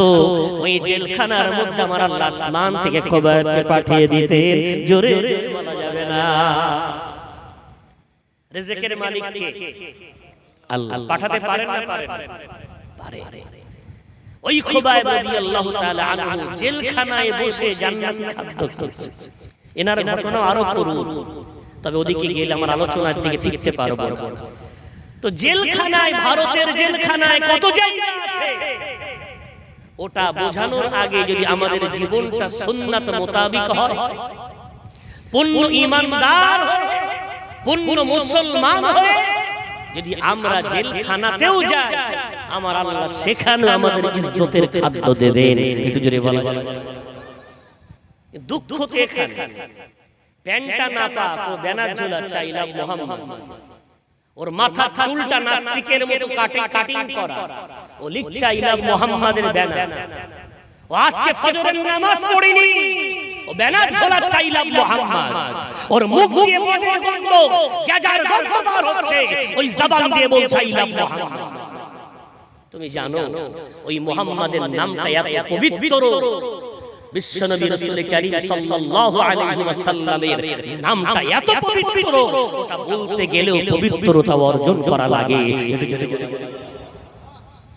আগে এসো, তোমার ওই খারাপ অবস্থা থেকে পরিবর্তন হয়ে তুমি বলো আই লাভ মুহাম্মদ, অবশ্যই তোমার এই ভালোবাসা জান্নাত দিয়ে দেবে। জোরে বলবেন না ভাই? আমার ভাই, আমার আজ যদি আমাদের মধ্যে ঈমান আসতো, যে ঈমানটা রব্বুল আলামিন চেয়েছে, ওয়া আনতুমুল আ'লাউনা ইন কুনতুম মুমিনিন। ওই ঈমানটা আমাদের মধ্যে আসলে আমাদের মাথা আবার উঁচু হয়ে যেত। সাহাবায়ে কেরাম রিদওয়ানুল্লাহি আলাইহিম আজমাইন তাদের গোটা জীবনে বিশ্বনবীর সুন্নাতগুলো কেমন করে আঁকড়ে ধরলেন। ওরা কখনো বিশ্বাসঘাতকতা করেননি, ওনারা কোনোদিন মিথ্যার রাস্তা অবলম্বন করেনি। আমার আল্লাহ এই জন্য সাহাবাদেরকে মর্যাদা দিতে দিতে এত মর্যাদা দিলেন, আমার আল্লাহ তাদের দ্বারাই গোটা পৃথিবী, আমার আল্লাহ গোটা পৃথিবীর বাদশা ওই সাহাবাদেরকে আল্লাহ বানিয়ে দিলেন। করে বলা যাবে আবু বকর সিদ্দিক 2 বছর রাজত্ব করলেন, ওমর ফারুক 10 বছর রাজত্ব করলেন, উসমানে গনি 12 বছর রাজত্ব করলেন, আলী হায়দার রাদিয়াল্লাহু আনহুম আজমাইন 6 বছর রাজত্ব করলেন। আল্লাহ তাদের দ্বারা গোটা পৃথিবী পরিচালনা করে দেখিয়ে দিলেন বান্দা আল্লাহর হলে আল্লাহ বান্দার হয়ে যায়। একটু জোরে বলা যায়।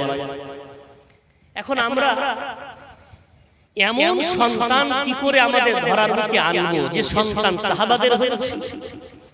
সাহাবাদের সন্তান আমি একটা রিসেন্ট কয়েক জায়গায় ঘটনা বলেছি, আপনাদেরকে একটু বলি, যেহেতু অনেক দূর থেকে সফর করে এসেছি আর আশা করি আমার কথা বুঝতে আপনাদের অসুবিধা হচ্ছে না তো? তাকবীর দেন তো, নারায়ে তাকবীর।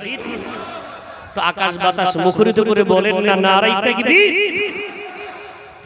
বিশ্বনবীর ভালোবাসার প্রতীক রাসূলের সাহাবারাও এবং তাদের সন্তানেরাও দেখিয়ে গেছে। দুটো ছোট ছোট বালকের নাম বলছি, একটা বালকের নাম মাআজ আর একটা বালকের নাম মুআওয়াজ রাদিয়াল্লাহু আনহুমা। নামটা মনে রাখেন, মাআজ এবং মুআওয়াজ। মাআজের বয়স 10 বছর আর মুআওয়াজের বয়স 12 বছর। দুই ভাই বিশ্বনবীর কাছে দেখা করতে এসেছেন, এসে বলছেন ইয়া রাসূলুল্লাহ, ইয়া হাবিবাল্লাহ, আপনার মতো ভালো মানুষকে মক্কার মানুষ মক্কা থেকে তাড়িয়ে দিয়েছে। একটু বলেন তো মক্কার মানুষদের মধ্যে সবচেয়ে খারাপ মানুষটা কে?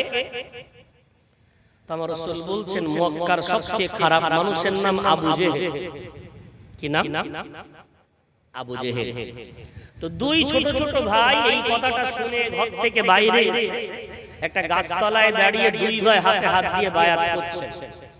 ভাই কথা দে, কোনদিন যদি ওই আবু জেহেল মদিনায় আসে আর আমাদের যদি কোনদিন আল্লাহ যুদ্ধ করার তৌফিক দেয়, তো আবু জেহেলের গর্দান কিন্তু আমরা দুই ভাই মিলে কাটব। কে বলবেন? বয়স কত বললাম? একটার বয়স 10 আর একটার বয়স 8 বছর। এই হতো অঙ্গীকার। যেমন মনের ইচ্ছা তেমন আল্লাহর রহম। এখন 1 বছর পার হয়নি, মক্কার মানুষ আমার রাসূলকে তাড়িয়ে দেওয়ার পরেও কলিজায় শান্তি হয়নি। ওরা বদরের প্রান্তরে আসছে রাসূল কারীমকে পরাজিত করতে, মূলোৎপাটন করতে, ইসলামের বাতিকে নিভিয়ে দিতে 1000 সৈন্য নিয়ে বদরের প্রান্তরে এসে হাজির। আমার রাসূল ফজরের নামাজ পড়ে সাহাবাদের মাঝে দাঁড়িয়ে বললেন, তোমরা কি খবর পেয়েছো? ইয়া রাসূলুল্লাহ, খবর পেয়েছি। ওই দেখো আমাদেরকে মারার জন্য বদরে ওরা আসছে। এখন তোমরা কে কে যুদ্ধে যাবে প্রস্তুতি গ্রহণ করো, আমি খুব শীঘ্রই তোমাদের নিয়ে ওদের বিরুদ্ধে মোকাবেলা করতে বার হব। এখন সাহাবারা জিহাদের কথা শুনে প্রত্যেকেই প্রস্তুত। কেন আজ যেমন ফিলিস্তিনের এত অত্যাচার, নিশ্চয়ই আপনারা 2 বছর ধরে দেখছেন, এত অত্যাচার হওয়ার পরেও কোনদিন শুনেছেন যে কোন মা, কোন ভাই, কোন যুবক হাত তুলে বা কোন সাংবাদিককে বলেছেন আমরা চাইছি না আর যুদ্ধ বন্ধ হোক, আমরা শান্তিতে থাকতে চাই? বলেছে? ওদের শেষ বাক্য এটাই, আমাদের রক্ত বিন্দু শেষ হলেও এই বাইতুল মুকাদ্দাসের মাটিকে আমরা কোনদিন ইসরায়েলের হাতে তুলে দেব না। একটু জোরে বলা যাবে না? রক্ত বিন্দু শেষ হবে কিন্তু এই মাটি, এই পবিত্র ভূমিকে ইসরায়েলের হাতে আমরা দেব। এই যুগের মুসলমান যদি এত পাওয়ারফুল হয়, ফিলিস্তিনের মুসলমান ঈমান যদি এত মজবুত হয় যে রাসূল দেখেনি, রাসূল দেখা সাহাবাদের ঈমান তাহলে কত মজবুত। যেই বলেছেন কারা যাবে যুদ্ধে, তো সাহাবারা কিছু নেই, তারপরও সব নাম লেখা আছে। মাআজ এবং মুআওয়াজ মসজিদ নববী থেকে বাড়ি গেছেন, বাড়ি গিয়ে দেখেন আম্মা জানের চোখ দিয়ে টপ টপ করে পানি পড়ে। দুই ভাই মায়ের কোলে চড়ে উঠেছে, ডান কোলে এক ভাই, বাম কোলে আর এক ভাই। মায়ের চোখটা মুছিয়ে দেয় আর বলে আম্মা জান এমন করে কাঁদেন কেন? কি হয়েছে আপনার? আপনার কান্না তো আমরা সহ্য করতে পারি না, কেন কাঁদেন? মা বলে বাবা মুআজ এবং মুআওয়াজ, আজকে বলো না রাসূল কারীম বললেন কারা কারা যুদ্ধে যাবে? তোমাদের আব্বা জান নাই, আমার মনটা বড় খারাপ। আজকে তোমার আব্বা থাকলে নবীর সাথে যুদ্ধের ময়দানে যেতেন, তোমার আব্বা যদি যুদ্ধে গিয়ে শহীদ হয়ে যেতেন, আমি কিয়ামতের দিন আল্লাহকে বলতে পারতাম আল্লাহ আমি হলাম একজন শহীদের স্ত্রী, গর্বে আমার বুকটা 5 হাত হয়ে যেত। জোরে জোরে বলা যাবে না, আমি শহীদের স্ত্রী বলতে পারতাম, কিন্তু আমার আব্বা নাই। ওই জন্য আমার মনটা খারাপ। রাসূল সাহায্য চাইছে আর আমি সাহায্য করতে পারছি। মাজ ডান চোখটা মুছিয়ে দিল, মুআওয়াজ বাম চোখটা মুছিয়ে দিল, দিয়ে বলেন আম্মা জান এমন করে কাঁদবেন না, এমন করে আপনি কাঁদলে আমাদের সহ্য হবে না। আমরা দুই ভাই তো আছি, আমরা দুই ভাই যুদ্ধের ময়দানে যাব। যেই বলেছে মা দুই ভাইকে বুকে জড়িয়ে নিয়ে বলছে বাবারা যুদ্ধ কোনো খেলার জায়গা না রে বাবা, তোদের বয়স যদি আজকে যুদ্ধে যাওয়ার মতো হতো আমি তোদের মাথায় কাফনের কাপড় বেঁধে যুদ্ধের ময়দানে পাঠিয়ে দিতাম, কিন্তু তোদের বয়স এখন খুব কম, আমার রাসূল তোদেরকে যুদ্ধে নিয়ে যাবে না। কিন্তু দুই ভাই মায়ের হাত ধরে বলছেন আম্মা জান কথা দিলাম যুদ্ধে যাবই যাব। ওই যুদ্ধের ময়দানে গিয়ে হয় আমরা দুজন শহীদ হয়ে যাব, অন্যথায় আবু জেহেলের গর্দান কেটে আসব, এটাই আপনাকে আমরা কথা দিলাম। একটু জোরে বলা যায়। মা বলছে যাবে, তোমাদের নিয়ে যাবে রাসূল? বলছে যাব, এটাই আমাদের শেষ ফয়সালা। দুই ভাই ঘর থেকে বেরিয়েছে, গিয়ে দেখছেন রাসূল কারীম সাহাবাদের নিয়ে মিটিং করছেন। কার কি আছে?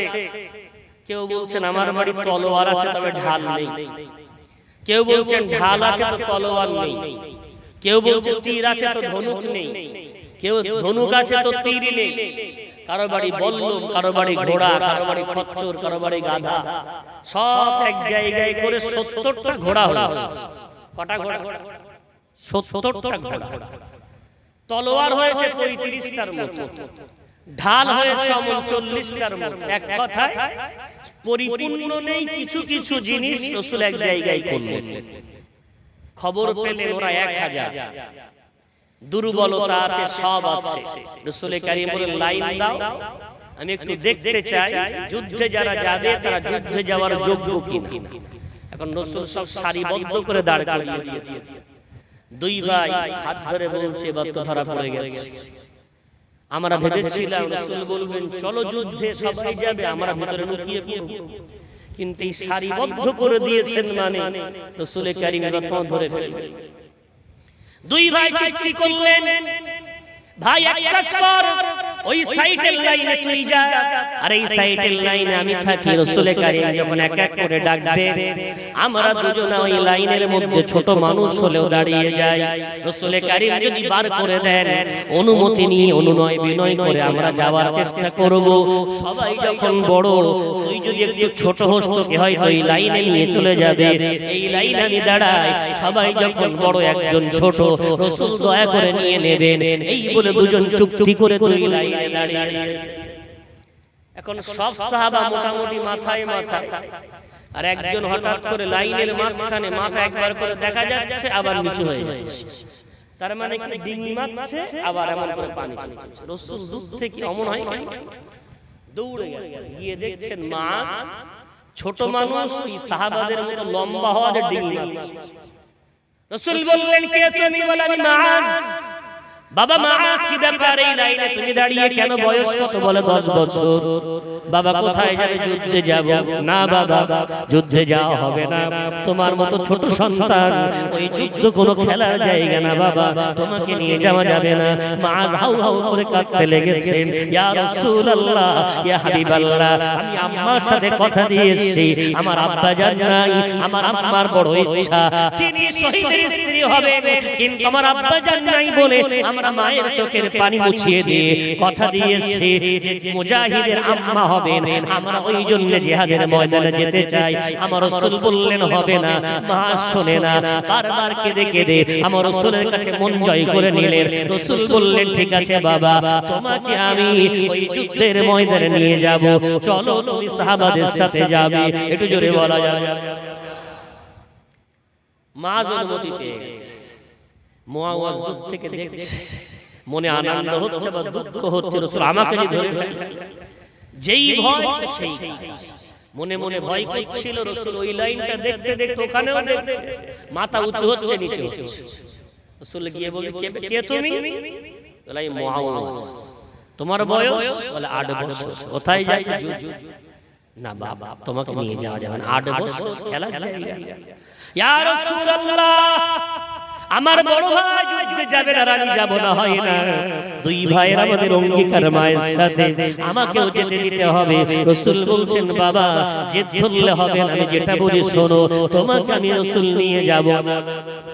মুআওয়াজ মাথা হেট করে কাঁদে, ইয়া রাসূলুল্লাহ, আপনি যদি না নিয়ে যান আমার তো যাওয়ার রাস্তা নাই, তবে যদি অনুমতি দেন আমি আপনার কাছে একটা অনুরোধ কি রাখতে পারি। কি অনুরোধ বাবা? ইয়া রাসূলুল্লাহ, আমার বড় ভাইকে অনুমতি দিলেন না, ওকে একটু আমার সাথে কুস্তি লড়তে বলেন। কুস্তি লড়ে আমি যদি বড় ভাইকে মাটিতে আছাড় মেরে ফেলতে পারি, আমাকে যেতে দেন। জোরে বলবেন। বড় ভাইয়ের সাথে একটা কুস্তি হবে, যদি লড়ে ওকে জমিনে আছাড় মারতে পারে নিয়ে যাবে। রাসূলের কাছে চমৎকার কথা, তুই পারবে তো? ইয়া রাসূলুল্লাহ, বড় ভাইকে হারিয়ে দিই। রাসূল বললেন ঠিক আছে সাহাবারা গোল হয়ে যাও, পরে যুদ্ধের কথা হবে, আগে একটা কুস্তি লড়া দেখি। আমার রাসূল এগুলো খুব ভালোবাসতেন। দুই ভাইয়ের কুস্তি লড়াই হবে, সাহাবারা সব গোল হয়ে দাঁড়িয়ে গেছে। এখন মুআজের পাশে মুআওয়াজ গিয়ে ভাইকে কানে কানে বলছে, ভাই রে তুই তো জানিস 2 বছর তুই আমার চেয়ে বড়, তুই যদি মজবুত করে আমার গর্দানটা ধরে ফেলে দিস আমি কিন্তু তোর সাথে পারবো না। তবে ভাই তোর কাছে অনুরোধ, যখন কুস্তি লড়বো তুই একটু ইচ্ছা করে দুর্বল হয়ে যাস, যাতে করে আমি যেন তোকে মাটিতে ফেলতে পারি। মুআজ বলল ঠিক আছে ভাই। প্রথম দিকে দুজন মিলে বিরাট জোর কুস্তি লড়াই শুরু হলো, কেউ কাউকে হারাতে পারে না। সবাই ভাবছে দুজনাই মনে হয় জিতে যাবে, অথবা দুজনা কেউ কাউকে ছাড়বে না। লড়াই চলছে তুমুল বেগে। হঠাৎ করে মুআওয়াজ ছোট ভাইটা বড় ভাইয়ের গর্দানটা পেঁচিয়ে ধরে এমন করে গর্দান মটকা দিয়েছে, এমন করে মোচড় দিয়েছে, বড় ভাই জমিনে আছাড় খেয়ে পড়ে গেছে। সাহাবারা হাততালি দিয়ে উঠেছেন, সাহাবারা শাবাশি দিয়ে উঠেছেন, শাবাশ মুআওয়াজ, পারলে পারলে বড় ভাইকে হারিয়ে দিলে। রাসূল বললেন মুআওয়াজ তুমিও যুদ্ধের ময়দানে যাবে। এটা জোরে জোরে বলো। বড় ভাইকে হারিয়ে দিয়ে যুদ্ধে যাওয়ার সার্টিফিকেট নিয়ে নিয়েছে। ভাই আমার এখন দুই ভাই যুদ্ধের ময়দানে গিয়ে হাজির। আবু উবাইদা ইবনুল জাররাহ রাদিয়াল্লাহু আনহু ঘোড়ার পিঠে বসে আছে। হঠাৎ বদরের দূত থেকে ওই প্রান্তে দেখছেন আবু জেহেল ঘোড়ার পিঠে উঠে যুদ্ধে আসার জন্য মসিয়ান করছে। অনেক মানুষ দলবল ভারী, সব জিতে যাবে। আর এমন যদি হয় যে অহংকার বেশি হয় না, ফুটবল খেলাটারা দেখেন যাদের বাইরে টিম নিয়েছে, বাইরে প্লেয়ার নিয়েছে, তো আগে আগে থেকে গরম দেখে, তোদের তো একদম শূন্য করতে দাও, কি বলে শূন্য পার করে গরম দেখে। তো 1000 কোথায় 313 জন গরম দেখে। আবু উবাইদা দূর থেকে দেখে মনে মনে চিন্তা করছে আমি এক্ষুনি দৌড়ে যাই আর গর্দানটা উড়িয়ে দিয়ে আসি। কিন্তু মনে মনে চিন্তা করছেন উনি তো হলো মুশরিকদের সেনাপতি, নিশ্চয়ই সেনাপতি মানে পাশে সিকিউরিটি আছে, তার সাথী সঙ্গী আছে, আমার একা যাওয়াটা ভুল হবে। বাই চান্স আমি যদি ওখানে গিয়ে আমি ঠিকভাবে লড়াই করতে না পারি তো আমাকে ওরা বন্দী করে ফেলতে পারে, তো কিছু দল নিয়ে যাবে। এই চিন্তা একটু পিছন দিকে দেখতে গেছে, দেখে ঘোড়ার নিচে এখানে আছে মুআজ, এই সাইডে মুআওয়াজ। জোরে বলবেন। দুই ভাই একসাথে বলছি ইয়া আম্মি এটা মক্কাবাসীদের এটা হলো প্রবাদ বাক্য। ওরা সর্বদা এদের পরিভাষাটা এমন, বড় কাউকে দেখে বলে আমার চাচা, তাই রক্ত সূত্রে হোক আর না হোক বড়দের করা চাচা বলে ডাকে, আর ছোটদের করা বলে ভাতিজা। আজ মক্কা ভূমির জমিনে এই পরিভাষা চলে। এখন দুই ভাই রাসূলের সাহাবাকে দেখে বলছেন, ও আমাদের চাচা জান বলেন না। আবু জেহেল কার নাম আমাদেরকে একটু দেখিয়ে দেন। আবু বাইদা বলছে, কেন তোমরা কি করবে? বলে, দুই ভাই কথা দিয়েছে আবু জেহেলের হয় গর্দান কাটবো, অন্যথায় আমরা দুজনেই যুদ্ধের ময়দানে শহীদ হয়ে যাব। আবু বাইদা তখন দুই ভাইয়ের ঈমানি পাওয়ার দেখে বলছে, ওই দূরে মাথা উঁচু করে ঘোড়ার পিঠে বসেছে, ওটা হলো আবু জেহেল। যে ইশারা করেছে দুই ভাই বাজ পাখির মতো তীব্র বেগে সব ভিড় পার করে সেখানে পৌঁছে গেছে। আবু জেহেল ঘোড়ার পিঠে দুই ভাইকে দেখতেও পায়নি, কখন ওর মধ্যে ঢুকে পড়েছে। এখন দুজন ঘোড়ার পেটের তলায়, কেন দুজনাই ছোট, এখনো লম্বা সেই মতো হয়ে ওঠেনি। ঘোড়ার পেটের তলায় ফিসফিস করে বলছে, দেখছিস কত উঁচুতে বসে আছে, হাতে তো পাবো না, কি করবি বল?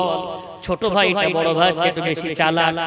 মুআওয়াজ বলছে, খঞ্জর বার কর, ঘোড়ার পায়ে দে খোঁচা, ঘোড়ার পা কেটে দিলে ঘোড়া মুখ ছুপড়ে পড়বে, আর আবু জেহেল যেই জমিনে পড়বে অমনি দুই ভাইকে আমরা হত্যা করব। জোরে বলো। যেমন কথা তেমন কাজ। ছোট ভাইয়ের কথা শুনে মাস ছোট ছোট চাকু খঞ্জর বার করলো, সঙ্গে সঙ্গে দুই ভাই ঘোড়ার পিঠে খঞ্জরের আঘাত করলো, ঘোড়া মুখ ছুপড়ে পড়ে গেল।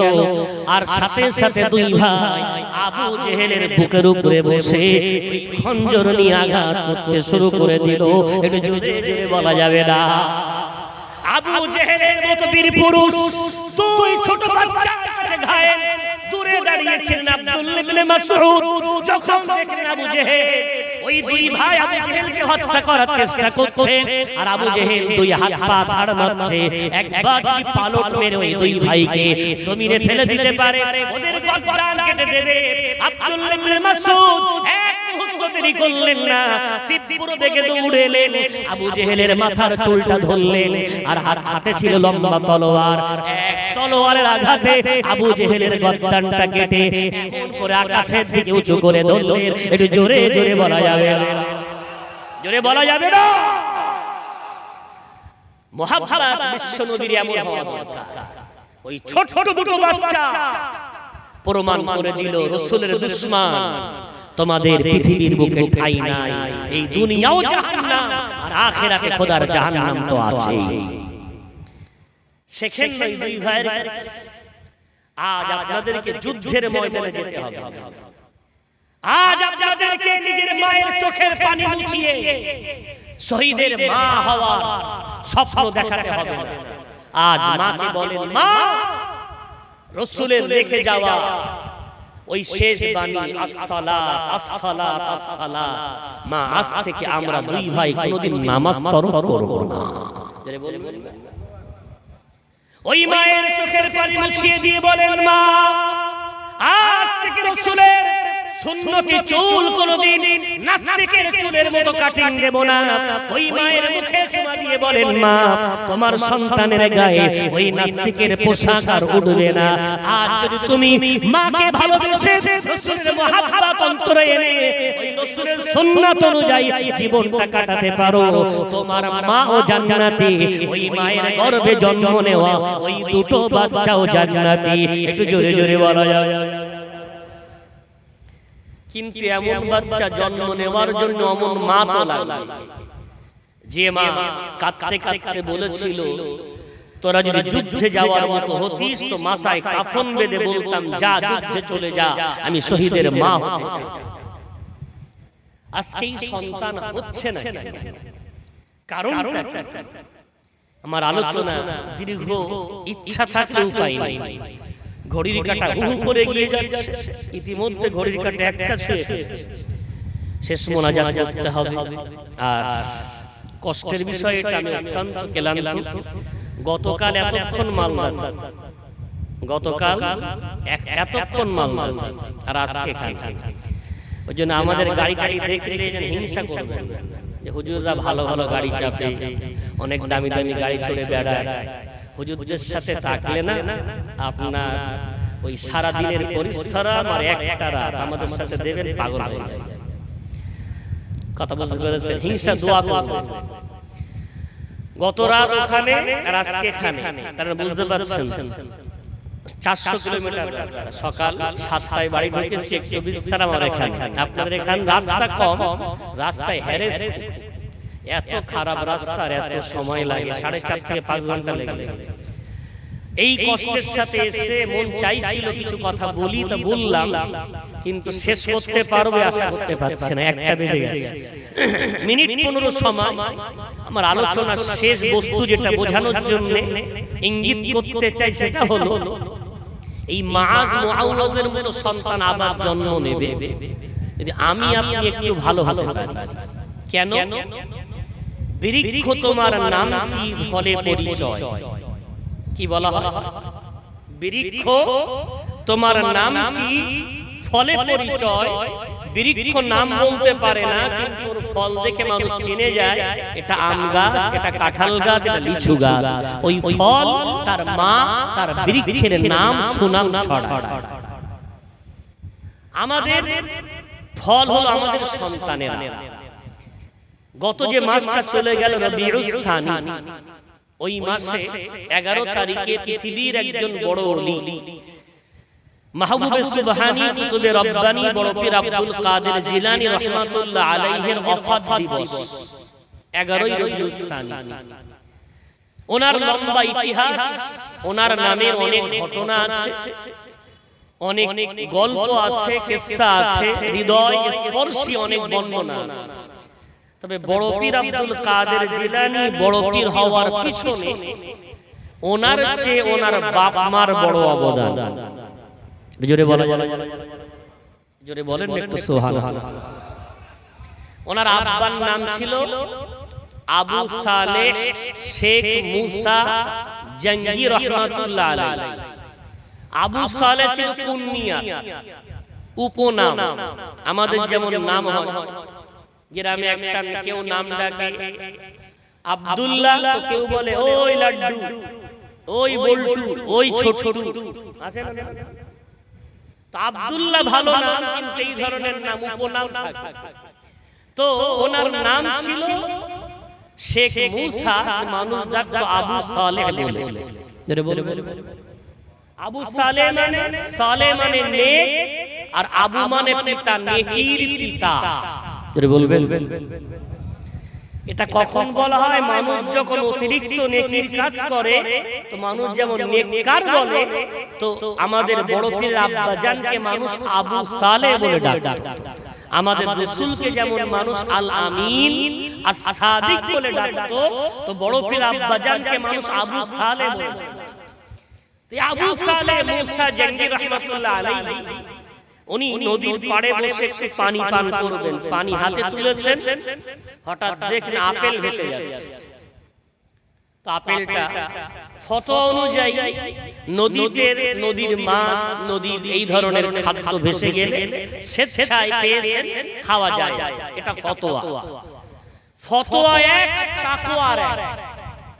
ফতোয়ায় যেটা জায়েজ সেটা তাকওয়ায় জায়েজ হবে, এটা মাস অপরিহার্য।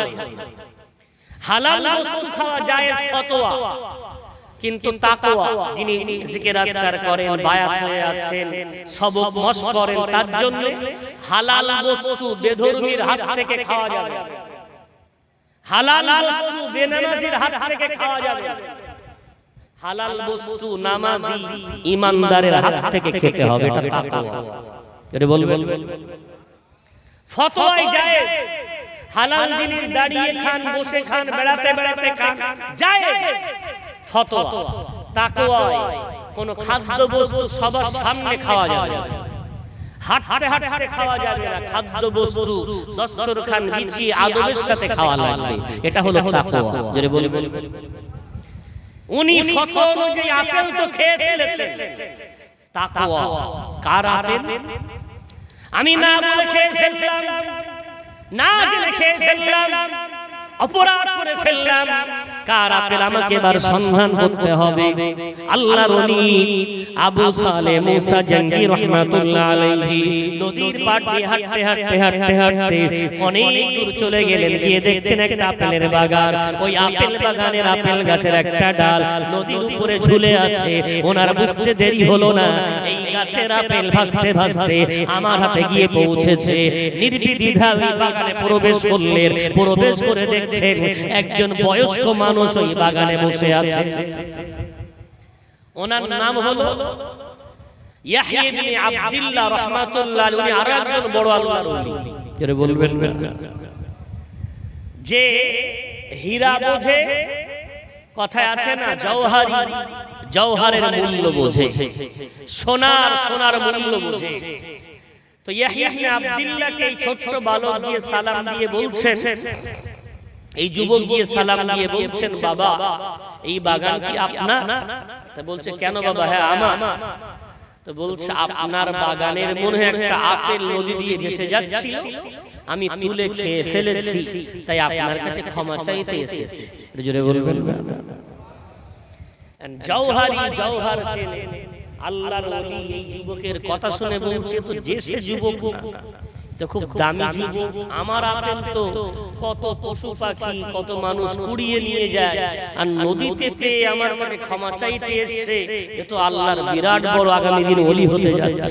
বলবেন ও যুবক, আচ্ছা তুমি না বলে আমার আপেল খেয়েছো, তোমাকে কঠিন শাস্তি পেতে হবে। কি শাস্তি? জাহাপনা, আমার বাগানের তোমাকে পাহারাদারের দায়িত্ব পালন করতে হবে।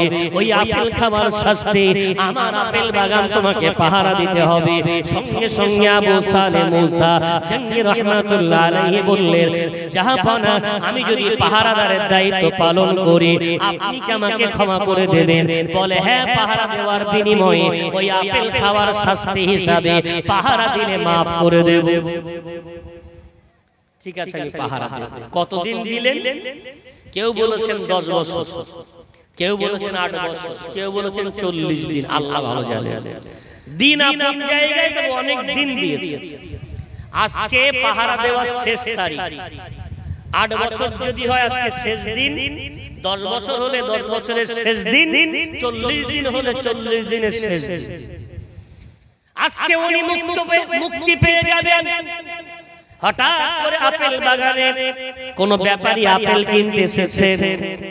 ইয়াহইয়া ইবনে আব্দুল্লাহ যুবকটাকে ডেকে বলছো, বাবা যুবক এদিকে এসো, ব্যাপারী আপেল কিনতে এসেছে, একটু যাও কিছু আপেল পেড়ে আনো, স্যাম্পল দেখাতে হবে। এখন যুবক গিয়ে কিছু কাঁচা আপেল ফুল আপেল পেড়ে এনে পেশ করেছে। ইয়াহইয়া ইবনে আব্দুল্লাহ খুব রেগে গেছেন। ও যুবক, তুমি এত কাঁচা আপেল ফুল আপেল কেন পেড়ে আনলে? তোমার কি জানা নাই কোন আপেল খাওয়ার যোগ্য, কোন আপেল খাওয়ার যোগ্য না? তুমি কি জানো না কেন তুমি এমন আপেল পারলে? সঙ্গে সঙ্গে যুবকের চোখ দিয়ে টপ টপ করে পানি পড়ে। জাহাপনা, না না না, আমি জানি না কোন আপেল খাওয়ার যোগ্য আর কোন আপেল খাওয়ার যোগ্য না। তুমি এতদিন পাহারা দিলে অথচ আপেল বাগান সম্বন্ধে তুমি জানো না। না জাহাপনা, জানি না। কেন বাবা তুমি জানো না? হুজুর, আমার জিদের লোভ আমি সামলাতে না পেরে আজকে আপনার গোলামি করছে। আমি ওই দিন প্রতিজ্ঞা করে নিয়েছিলাম যতদিন পাহারা দেব ওই চোখ দিয়ে আর কোনোদিন আপেল গাছের দিকে তাকাবো না। কেন? চোখ যদি আপনার আপেলটা না দেখতো আমার জবানটা লোভ করতো না, আর আমার জবান লোভ না করলে এই গোলামি আমাকে এই গোলামির দায়িত্ব পালন করতে হতো না। তাই এতদিন পাহারা দিলাম, কোনোদিন আপেলের দিকে আমার দৃষ্টি তুলে আমি তাকাইনি। একটু জোরে জোরে বলা যায়, জোরে বলবেন না সুবহানাল্লাহ। তুমি তো খুব দামি যুবক, হুজুর বুঝে ফেলেছেন এ কত দামি হীরা, কিন্তু বুঝতে দিচ্ছেন না। বাবা যাই হোক, তুমি সব বললে তো আমি শুনবো না। আজকে তোমাকে ছেড়ে দিতাম, কিন্তু তুমি আবার অন্যায় করে ফেললে। এই ফুল আপেল পেড়েছো, এর জন্য তোমাকে আবার শাস্তি নিতে হবে। কি শাস্তি? তোমাকে একটা মেয়ের সাথে বিয়ে দেব, যুবক হয়ে গেছো।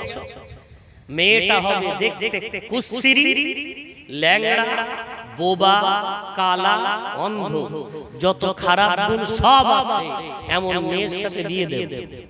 যদি মানো তবেই তোমাকে আমার বাগান থেকে রেহাই, অন্যথায় তোমাকে আবার গোলাম।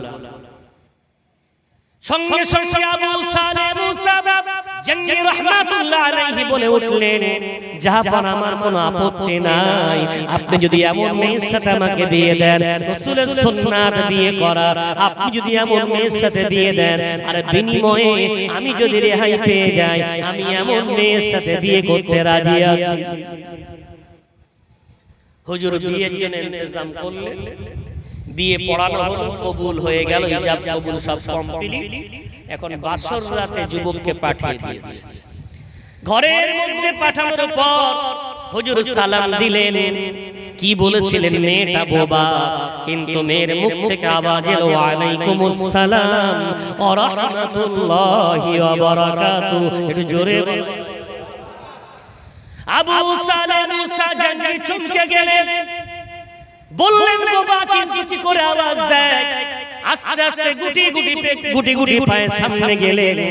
মাথার চুল ধরে একটা দোয়া আছে, এই দোয়াটা নতুন স্ত্রীর কপালে হাত দিয়ে এই দোয়াটা পড়তে হয়। এই দোয়াটা পড়লে রাসূলের সুন্নাত অনুযায়ী ওই মেয়েটার মধ্যে যত অবাধ্যতা আছে আমার আল্লাহ তাকে স্বামীর অনুগত করে দেন। একটু জোরে বলা যাবে। মাথার চুলে হাত দিয়ে দোয়া পড়ে যখন চেহারার দিকে তাকালেন, জান্নাতি হুরের চেয়ে কোনো দিক দিয়ে কম না, অনেক সুন্দরী, না না অন্ধ না, চোখ মেলে তাকায়, মুখ দিয়ে আগেই কথা বলেছে, সালাম দিয়েছে, কান দিয়ে শুনেছে, হাত তুলে নিজের স্বামীকে নিজের কাছে টানতে চাইছে। আবু সালেহ মুসা জঙ্গি এই অবস্থা দেখে ঘর থেকে বাইরে দৌড়ে চলে এসেছে। মনে হয় ভুল হয়ে যাচ্ছে, আমি আবার কোনো ভুল করে ফেলছি না তো।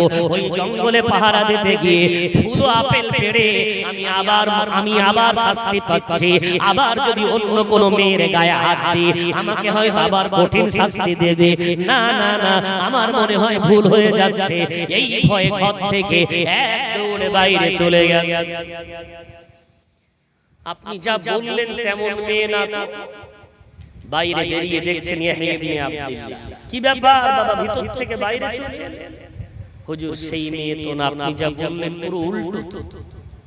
যেই বলেছেন ইয়াহইয়া ইবনে আব্দুল্লাহ বুকে জড়িয়ে ধরেছেন, না বাবা আমি কোনো মিথ্যা কথা বলিনি বাবা, ওই মেয়েটাই তোমার স্ত্রী। ওই মেয়েটাকে জানো? ওই মেয়েটা হলো আমার কন্যা, ওর নাম হলো ফাতেমা। কিন্তু মানুষ, আমার গ্রামের মানুষগুলো ওকে ডাকে উম্মুল খায়ের নামে। একটু জোরে। তোমাকে মানুষ যেমন ডাকে আবু সালেহ বলে, আমার মেয়ের নাম ফাতেমা, কিন্তু ফাতেমা বলে মানুষ ডাকে, উম্মুল খায়ের বলে ডাকে। খায়ের মানে কল্যাণ, আর উম্মুন মানে মা, কল্যাণের মা। যদি বলবেন ও বাবা আমি হলাম এক জওহারি, আমি জওহার চিনতে ভুল করিনি, আমি আল্লাহর নগণ্য গোলাম, তোমার মতো গোলামকে আমি চিনতে ভুল করিনি। ও বাবা আবু সালেহ মুসা, প্রথম দিনে বুঝে গিয়েছিলাম তুমি কত বড় দরজার আল্লাহর ওলি। ও বাবা তোমাকে হাত ছাড়া করব না বলে এতদিন আমার জঙ্গলে পাহারা দিলাম। আজকে যে মেয়েটা তোমার হাতে তুলে দিয়েছে ওটা আমার কন্যা, আমি ওকে বলেছি কুসিরি। কেন জানো? আমার মেয়েটার উপরে আজ পর্যন্ত কোন যুবকের দৃষ্টি পরপুরুষের দৃষ্টি আমার মেয়ের গায়ে পড়েনি। ও বাবা ওই জন্যকে বলেছি কুসিরি, ওকে বলেছি অন্ধ। ও বাবা তুমি জানো না আমার মেয়েটা আজ পর্যন্ত কোনদিন কোন পরপুরুষের দিকে চোখ তুলে তাকিয়ে দেখেনি। আমি বলেছি আমার মেয়েটা কালা, কারণ তার পর্যন্ত আমার মেয়ে কোনদিন কোন পরপুরুষের আওয়াজ তার কানে প্রবেশ করেনি। আমি বলেছি আমার মেয়েটা বোবা, কারণ আমার মেয়েটা আজ পর্যন্ত কোন পরপুরুষের সাথে কথা বলেনি। আমি বলেছি আমার মেয়ে মেয়েটা ল্যাংড়া, কারণটা আমার মেয়ে আজ পর্যন্ত কোনোদিন আমার এই চৌপাচের বাইরে পা দেয়নি। ওই জন্য আমার মেয়েকে আমি বলেছি ল্যাংড়া। ওই উম্মুল খায়রের স্বামী হওয়ার যোগ্য বর্তমান জামানায় কেউ না থাকলেও ও বাবা আবু সালেহ তুমি হলে ওর স্বামী হওয়ার যোগ্য। একটু জোরে জোরে বলো। মা যদি এই হয় আর বাপ যদি এই হয়, তাদের গর্ভ থেকে বড় পীর আব্দুল কাদের জিলানী রাহমাতুল্লাহ আলাইহির জন্ম নেওয়াটা স্বাভাবিক না অস্বাভাবিক? জোরে বলবেন তো সুবহানাল্লাহ। সন্তানও তেমন জন্ম নিলেন, পয়লা রমজান জন্ম নিচ্ছেন, আকাশ মেঘলা, এলাকার মানুষ সন্দেহে পড়ে গেছে রমজান হয়েছে কি হয়নি। পুরুষগুলো আবু সালেহকে বলছে, আবু সালেহ গতকাল কি চাঁদ হয়েছে? মেয়েগুলো উম্মুল খায়রকে বলছে, গতকাল কি রমজানের চাঁদ দেখা গেছে? তো বাপ বলছে, গতকাল তো আমি চাঁদ দেখিনি। মা বলছে, আমিও চাঁদ দেখিনি, তবে চাঁদের মতো ফুটফুটে একটা চাঁদ আমাদের ঘর উজ্জ্বল করে ফজরের আগে, সুবহে সাদিকের আগে আমাদের ঘরে জন্ম নিয়েছে। জোরে বলা যায়। ও এলাকার মানুষ, আমরা জানি না চাঁদ হয়েছে কিনা, তবে আমাদের বাচ্চাটা জন্মানোর পর থেকে এখনো পর্যন্ত দুধ পান করিনি। ওর দুধ না পান করাটা আমাদের মন বলছে আজকে পয়লা রমজান। যেমন বললেন তেমনটাই। যেই সারাদিন পেরিয়ে গেল, মাগরিবের রক্ত হলো, মুয়াজ্জিন আযান দিলেন, বড় পীর আব্দুল কাদের জিলানী রাহমাতুল্লাহ আলাইহি ইফতারের জায়গায় মায়ের দুধ এই প্রথম তিনি পান করলেন। যেমন বাপ যেমন মা, তাদের ঘরে তেমন রত্ন। জোরে বলবেন। কি মনে হচ্ছে আজকে একটু কবরস্থানের ধারে যাবেন, জুমার দিনে কবরগুলো জিয়ারত করবেন, আর আম্মা আব্বার কবরের কাছে হাত তুলে কাঁদবেন আর বলবেন, ও আব্বা জান তুমি ধন্য বাপ, আমাদের 8টা ভাই আর 5টা বোন, এই 13 ভাই বোন তুমি মানুষ করে গেলে। আব্বা ওই অভাবের সময় আমাদেরকে মানুষ করতে গিয়ে তুমি কোনোদিন লটারি কাটনি, কোনোদিন জুয়া খেলে, কোনোদিন মদের বোতল হাতে করোনি, কোনোদিন তুমি এলআইসি করোনি। ও মা তুমি কবরে শুয়ে পড়েছো, এই 13 ভাই বোনগুলোকে তুমি মানুষ করলে। কোনদিন মহিলা সমিতি করোনি, কোনদিন বন্ধনের ব্যাংকে অ্যাকাউন্ট খুলুনি, তুমি আঁচল বেঁধে খই ভাজা আনতে, কোনদিন আমানি আনতে, কোনদিন ফ্যান আনতে, অন্যের বাড়ি থেকে এনে ওটাই নুন গুলে আমাদেরকে খাইয়ে বড় করেছো। ও আব্বা বিশ্বাস করো, তোমার সেই সন্তানটা আজকে মাথায় টুপি দিয়ে মসজিদের সেক্রেটারির দায়িত্ব পালন করছে।